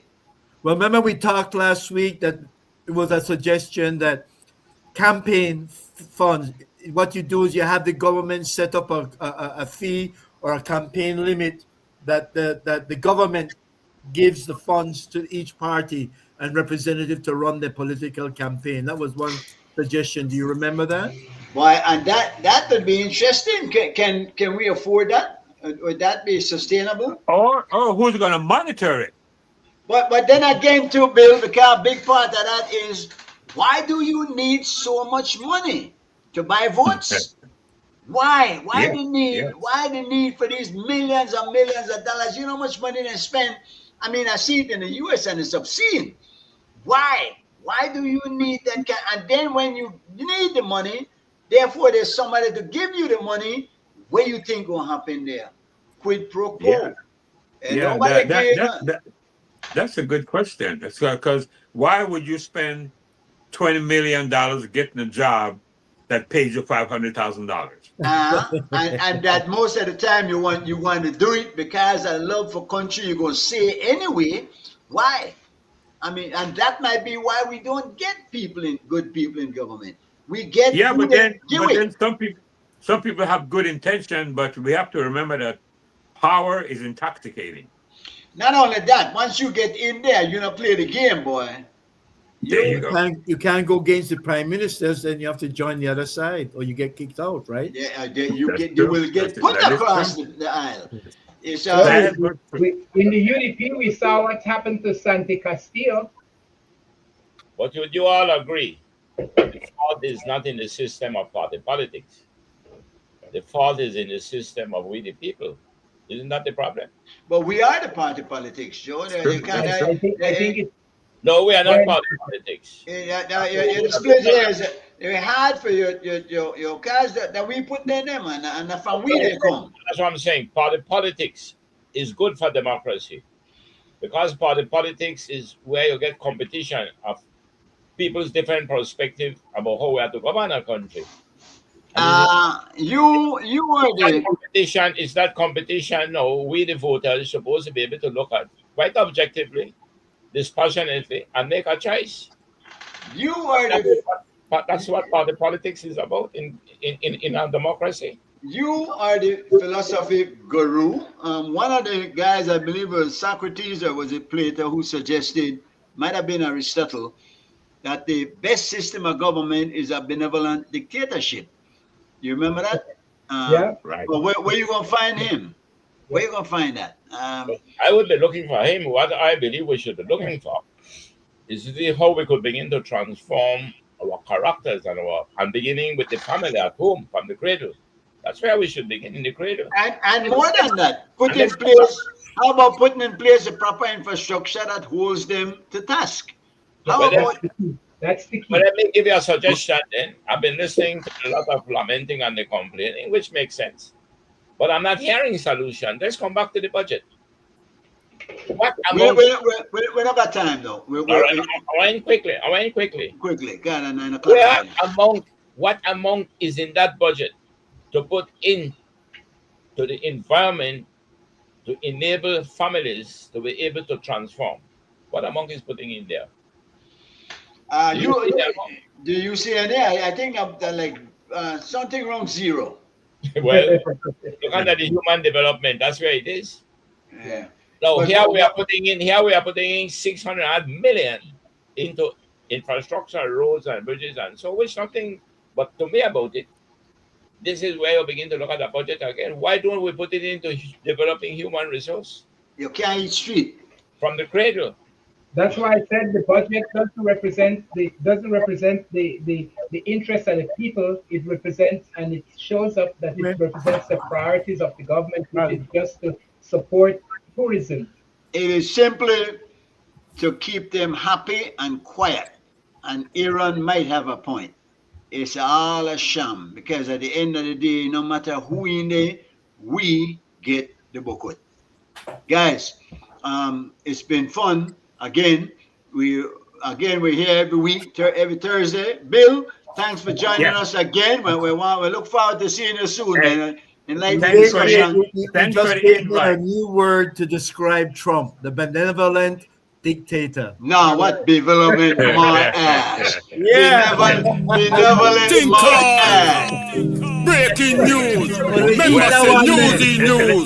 Designed by the system to keep the man views and previews, propaganda, fake news, distort your views, have grown people to compromise their values.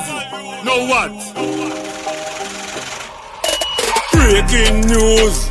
News breaking. The whole of Belize is talking. Breaking news. News breaking.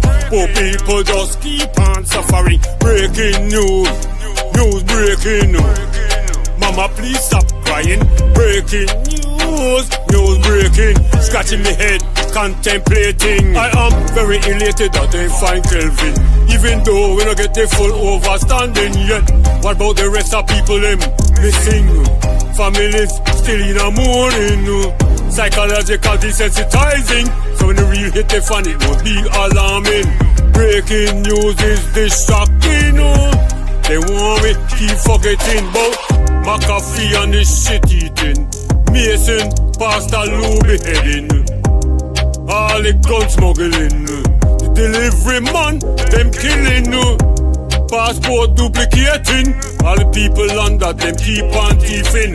We need a solution for the gang banging. But no the threat. Breaking news, investigating. Breaking news. News breaking. The whole of Belize is talking. Breaking news. News breaking. Poor people just keep on suffering. Breaking news. News breaking. Mama, please stop crying. Breaking news. News breaking. Scratching me head, contemplating. For yard, we watch you no abuse no power. But you think say we suffer from amnesia. Oppression, they pan for them agenda. You could tell by the aggressive nature. Cocaine slip through the border, but for your weed seed, we get charged for murder. Forget about the threat from Guatemala. Like that, no news, no money either. Election time, clipboard and paper. Then they fight, figure me Lee signature. Then they see breeze, my life will be better. I promise it's nothing but a fool's comforter. No retreat, no surrender. Divided we fall, stronger together. Add fire to the flame and blow lava.